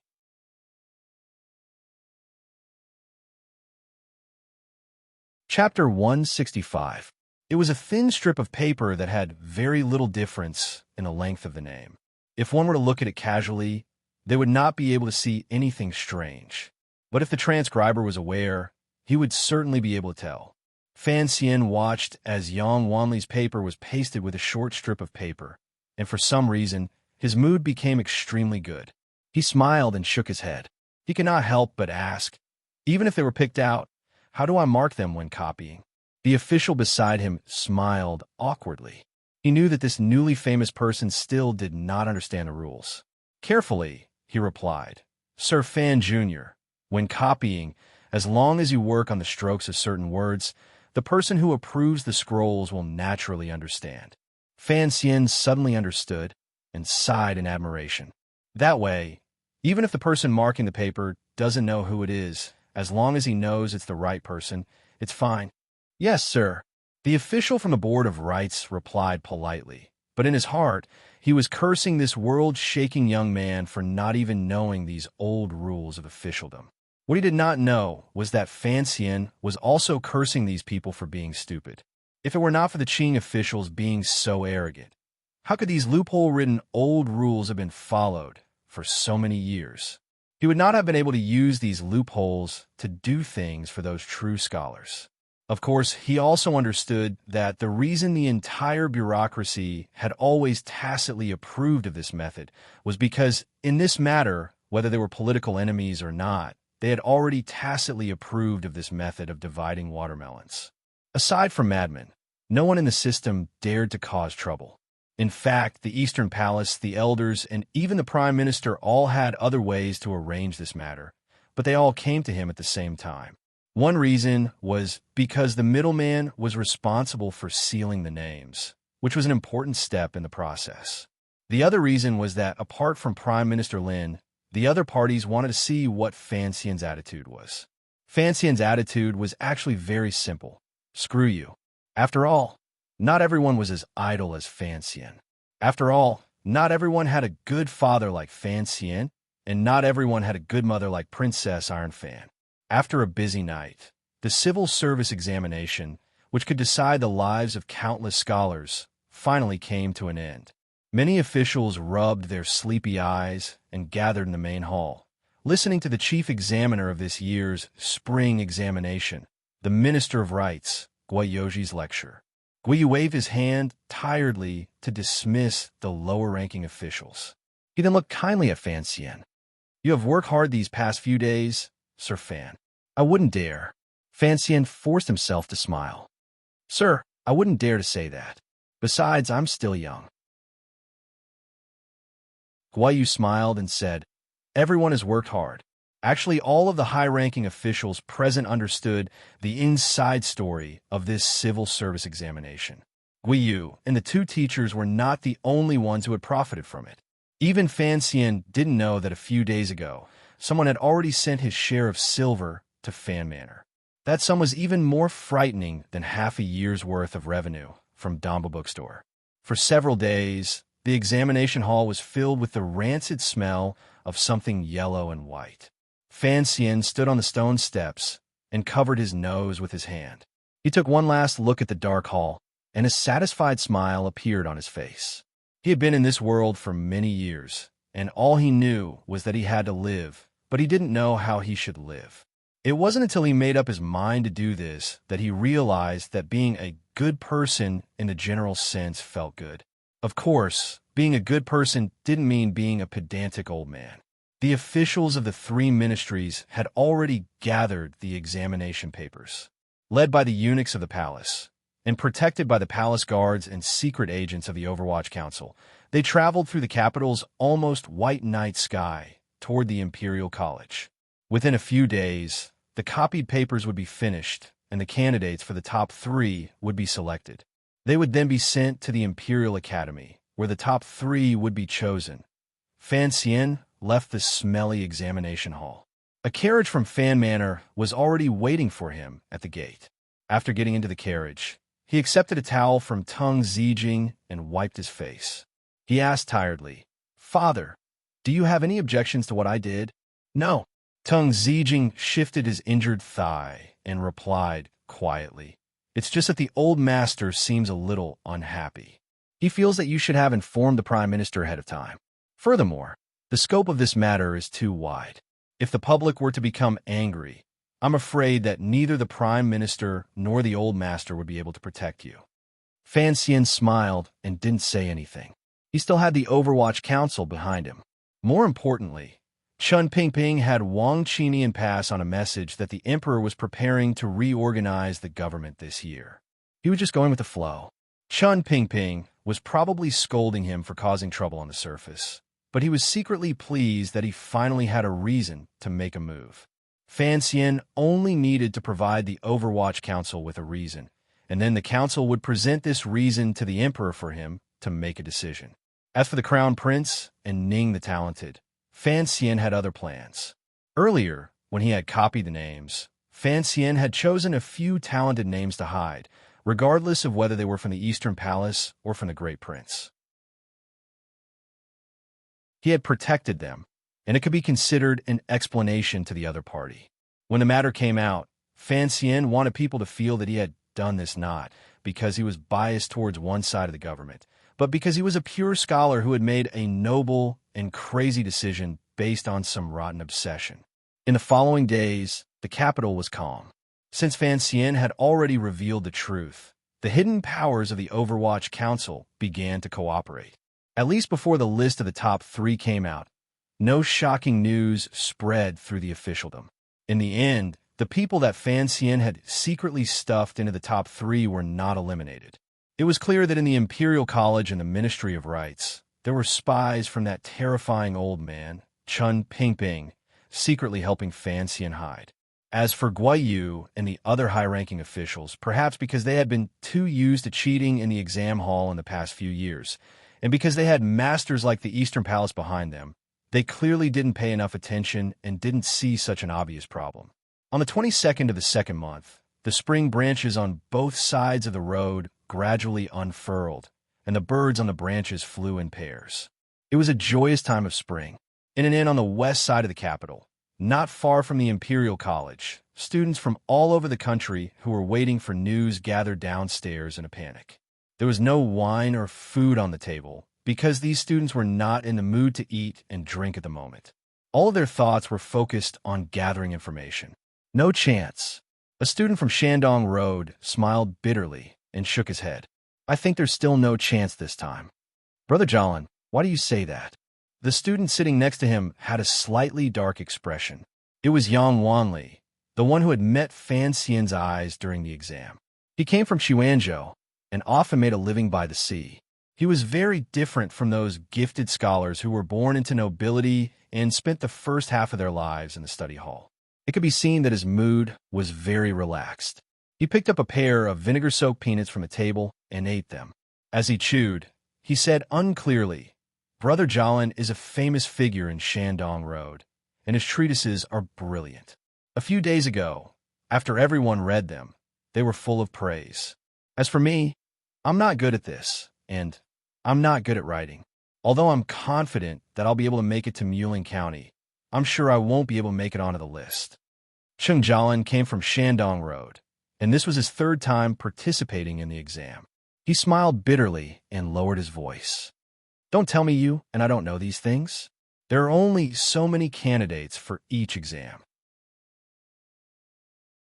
The high-ranking officials in the court ask for a few, the palace decides on a few, and the Imperial College chooses a few. Outsiders like us may have some fame in our hometown, but what are we in the capital? Even if the court wanted to find a few talented people to serve as foils to shut the mouths of the scholars, there are plenty of famous scholars in the capital to choose from. How could it be us? The other scholar at the table had a lean face, and he did not seem to be a man of fortune. Perhaps he had drunk too much, and there was something in his chest that he could not release, so he spoke very boldly. He laughed coldly. "Brother Jolin is correct. I think it would be best if there were no more imperial examinations in the future, so that you two would not have to waste so much money on travel expenses. What bullsh** *T exam? It's just the high-ranking officials in the court choosing their own dogs." Cheng Jolin's face darkened, and then he became slightly afraid. He advised, "Brother Ji Chong, keep your voice down. If the secret agents of the Overwatch Council hear us, not only will our careers be ruined, I'm afraid even our lives will be in danger." Brother Ji Chong's surname was Ho, and he was also a strange man who did not like to walk the path of the rich and powerful. Although he had a bit of a reputation in the capital, and had always been as famous as his own way, because of his sharp tongue and personality, he had always been a little lonely. Hearing his friend's worried words, he could not help but laugh. Although the Overwatch Council is frightening, how could those secret agents look up to small fry like us? If they were really that powerful, why didn't they keep an eye on the cheating cases in the exam hall? Yang Wanli shook his head. Although the Overwatch Council has always had a bad reputation, when it comes to supervising officials, they are very useful. Ho Ji-chong waved his finger. "How can there be an innocent official in the government? If we place our hopes on the Overwatch Council, isn't that asking a tiger for its skin?" Yang Wanli retorted. "Officials are also chosen from among the scholars. How can they all be bad people?" I think, for a moment, he could not find any famous officials in the capital who were known for their innocence. He could not help but feel a little hesitant. After a while, his eyes suddenly brightened. "I think Master Fan Xian of the Imperial College is a very good official." His two friends beside him naturally knew that Yang Wanli had been caught by Master Fan Jr., carrying something in his clothes. They could not help but make fun of him. "So, letting you finish the exam makes you a good official? That's a little too simple." The three of them joked for a while more, and as the wine went to their heads, they could not help but start cursing the abuses of the court in a low voice. They returned to what they had been talking about before. If the Overwatch Council was truly willing to investigate the cheating cases, perhaps the atmosphere in the exam hall would actually improve. At that moment, they suddenly heard a commotion outside the inn. The three of them stood up curiously and heard a scholar roar in ecstasy. "Cheating in the exam hall! Guayu, the minister of the Board of Rights, has been stripped of his position and thrown into prison." There was a loud bang. Spring thunder roared above the capital, and a fresh spring rain fell on the bodies of the students inside and outside the inn.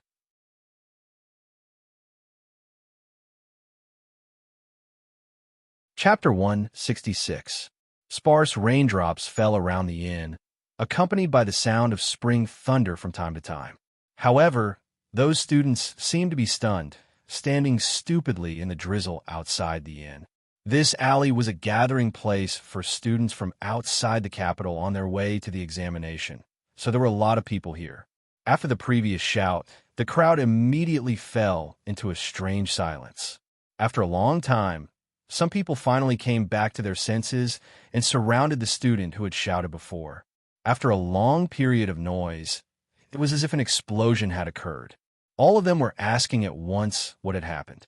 Ho Ji-chang and Yang Wanli also showed expressions of excitement, but they suppressed the impulse in their hearts and only walked to the railing to listen to the conversation. There were too many people asking questions, but only one person answered. After a long time, the three of them finally understood. Last night, the first bureau of the Overwatch Council had sent out over 100 secret agents. They had split into 5 groups and headed straight for Guam Manor in the south of the city. 4 groups had gone to 4 other residences and captured 4 Jiangnan students. Because they had moved so quickly, the news was covered up for the entire night. It was not until morning that the Emperor announced lightly that he had already issued an edict ordering the Overwatch Council to investigate the examination hall fraud case. The court was immediately thrown into chaos. Only now did the officials know why Guiyu, the Minister of Rights, was not among the group. The only ones who were truly calm were the Prime Minister, the Minister of Revenue, and, of course, Chen Pingping of the Overwatch Council, who had yet to attend court. This time, the Overwatch Council had acted quickly and accurately, especially the group that had captured the 4 Jiangnan scholars. On the spot, they had found letters between them and other officials, and in Guam Manor, they had seized an astonishing amount of silver. According to the preliminary results of the investigation, the 4 Jiangnan scholars were all from powerful families, and 3 of them were salt merchants. This time, they had brought large amounts of gold and silver to the capital for the examinations, and after a lot of effort, they had finally found Minister Gui's tutelage. Guiyu had already entered the prison of the Overwatch Council, and the 4 Jiangnan scholars had become pitiful guests. Since yesterday, the 4th Bureau of the Overwatch Council had begun to order the Jiangnan branch to arrest them in order to make sure the case was irrefutable. Because these 4 Jiangnan scholars had nominally bribed the chief official of the spring examination, Minister Gui, in reality, most of the money had been sent to the Eastern Palace. Thus, the final background of this case was the Crown Prince. Of course, the students knew nothing about these details. They only knew that they were cursing Minister Gui in the rain, not even sparing the poor Minister Gui's mother and son. It seemed that His Majesty was determined to thoroughly investigate the exam hall fraud case. Other than the Ministry of Rights, there were at least a dozen other officials who had been suspended from their duties pending investigation. According to rumors in the Jianghu, the reason why the investigation had been so quick and accurate was all because of a blacklist. On that list were the names of the scholars who had colluded with the court officials during the spring examination. The Overwatch Council had used the scholars to make their own deductions, and the results were excellent. Somewhat shocked, Ho Ji-chang walked back to the table from the railing. He raised the wine cup and poured it down his throat. Seemingly unaware of the spiciness of the wine, he said absent-mindedly, "I didn't expect this. I really didn't expect this." Didn't expect what? Yang Wanli and Cheng Jialin had not yet recovered from the shocking news, and they asked without thinking. Ho Ji-chang laughed and slapped the table heavily. "I didn't expect the Overwatch Council to act so accurately and so ruthlessly, to be able to get their hands on a list that could put the nobles of the court to death." He picked up the wine pot and filled the cups of his 2 friends. He raised his cup in invitation and said excitedly, "Come, let's drink to the Overwatch Council. Cheers!" Yang Wanli didn't say anything else. They raised their cups in excitement. At that moment, the inn was filled with excited young scholars, inviting people to drink to their heart's content. The kingdom of Qing had been corrupt for a long time. Although everyone knew that it was impossible to completely change the situation by simply catching a Minister of Rights, as the saying goes, a journey of 10,000 miles begins with a single step. As long as His Majesty had discovered a problem and was willing to solve it, these young, energetic, and perhaps even naive scholars all believed that the future of the kingdom of Qing would become better. After a long time, the drunkenness slowly crept into his chest. Yang Wanli's eyes were glazed over, and he laughed somewhat foolishly. How satisfying, even if I don't pass this time, to be able to witness such a shocking event. It can be considered satisfying. Cheng Jialin drank less, and he was also the most sober. He had always been passionate about his career, and he hesitantly asked Since the exam hall fraud case has been uncovered, then will there be a retake of the exam this time? There won't be. On the contrary, after drinking a few pots of wine, Ho Ji-chang's thin face appeared calm, and his eyes became very clear. This is only a warning from His Majesty, and there are precedents. 12 years ago, when the world was first settled, there was also an incident in the exam. That year, 14 officials of the Board of Rights were executed, but the results of the exam were still announced as usual. Only those students who had relations with the officials were removed, and those who came later took their places. Then, doesn't that mean we have a chance? Yang Wanli laughed foolishly. With his pure nature, he thought of the problem very simply. There are only so many places in the top 3. Once those who took the dishonest path are removed, our chances will be much better. Ho Ji-chang laughed coldly. If it weren't for the fact that there were even more noble people involved, Minister Hua, who is only a minister, would not dare to tamper with the nation's grand ceremony. Those nobles would probably want to protect even more students, but they only removed 4 salt merchants' sons. What good would that do for the bigger picture? The other 2 thought to themselves that it was indeed so, and they couldn't help but feel a little sad. After a while, Yang Wanli suddenly slapped the table and laughed. No matter what, this is still something to be happy about. Last year, the most sensational thing in the capital was that speech, which forced the eldest princess to return to Xinjiang. This year, the most sensational thing is probably this blacklist, which actually overthrew a minister of the court. Cheng Jialin looked worried. Let's wait until the top 3 are out tomorrow, he said. Ho Ji-chang and Yang Wanli knew his temperament, and that he still had some illusions about this year's imperial examinations. They smiled and ignored him. I have to go pull that kid's shirt calmly out of bed and tell him the good news. Yang Wanli laughed. Remember to have him buy some food. Beautiful, very beautiful. Fan Xian lightly flicked the paper that Wang Qinian had brought over. He was in a great mood. Wang sat next to him and said with some worry, Aren't you worried that the crown prince will find out that you were the one who exposed the cheating? Today, Fan Xian, who had been severely reprimanded by his father, was for the first time grounded. He could only obediently stay in the manor. He knew that what he had done was indeed somewhat absurd. Of course, if he hadn't received news from the council beforehand that the emperor was planning to make an example of him this year, Fan Xian would not have dared to become this tainted witness and make an enemy of the entire court. In truth, the list of names was not much of a secret. Fan Xian had a few slips of paper in his hands, and all the advisors had a few slips of paper in their hands. Just by looking at this kind of open and above-board cheating, one could tell that the Qing bureaucracy had long since become accustomed to it. It was precisely because of this that the Overwatch Council's investigation this time was unexpected. For a moment, no one would suspect Fan Xian's head first. Hearing his wife's question, a strange expression appeared on Fan Xian's face. He said, Your crown prince is too daring, and his methods are terrible. The entire court is also a group of daring idiots. Cheating in the spring examinations is a big deal, and yet it has been made known to the whole world. Even if I didn't report it, if His Majesty wanted to investigate, would they still be able to hide it? Warner crawled out of bed and looked at his face calmly. Husband, don't take such risks in the future. There is no wall in this world that can withstand the wind. If people find out that you had something to do with this, what will you do in the future? What will I do? Cold. Fan Xian made another witty remark that his wife did not understand. He smiled and said, So what if they find out? Warner sighed. She thought that her husband was well-educated and well-mannered. He looked calm on the outside, but no one could predict when he would do something so crazy. Fan Xian knew that his wife was worried about him. He quietly said, The key to this matter is still in the palace. What is the imperial examination? It is a way for His Majesty to gather talents for himself. In the previous dynasty, there was an emperor who laughed during the imperial examination and said that all the heroes of the world had fallen into his net.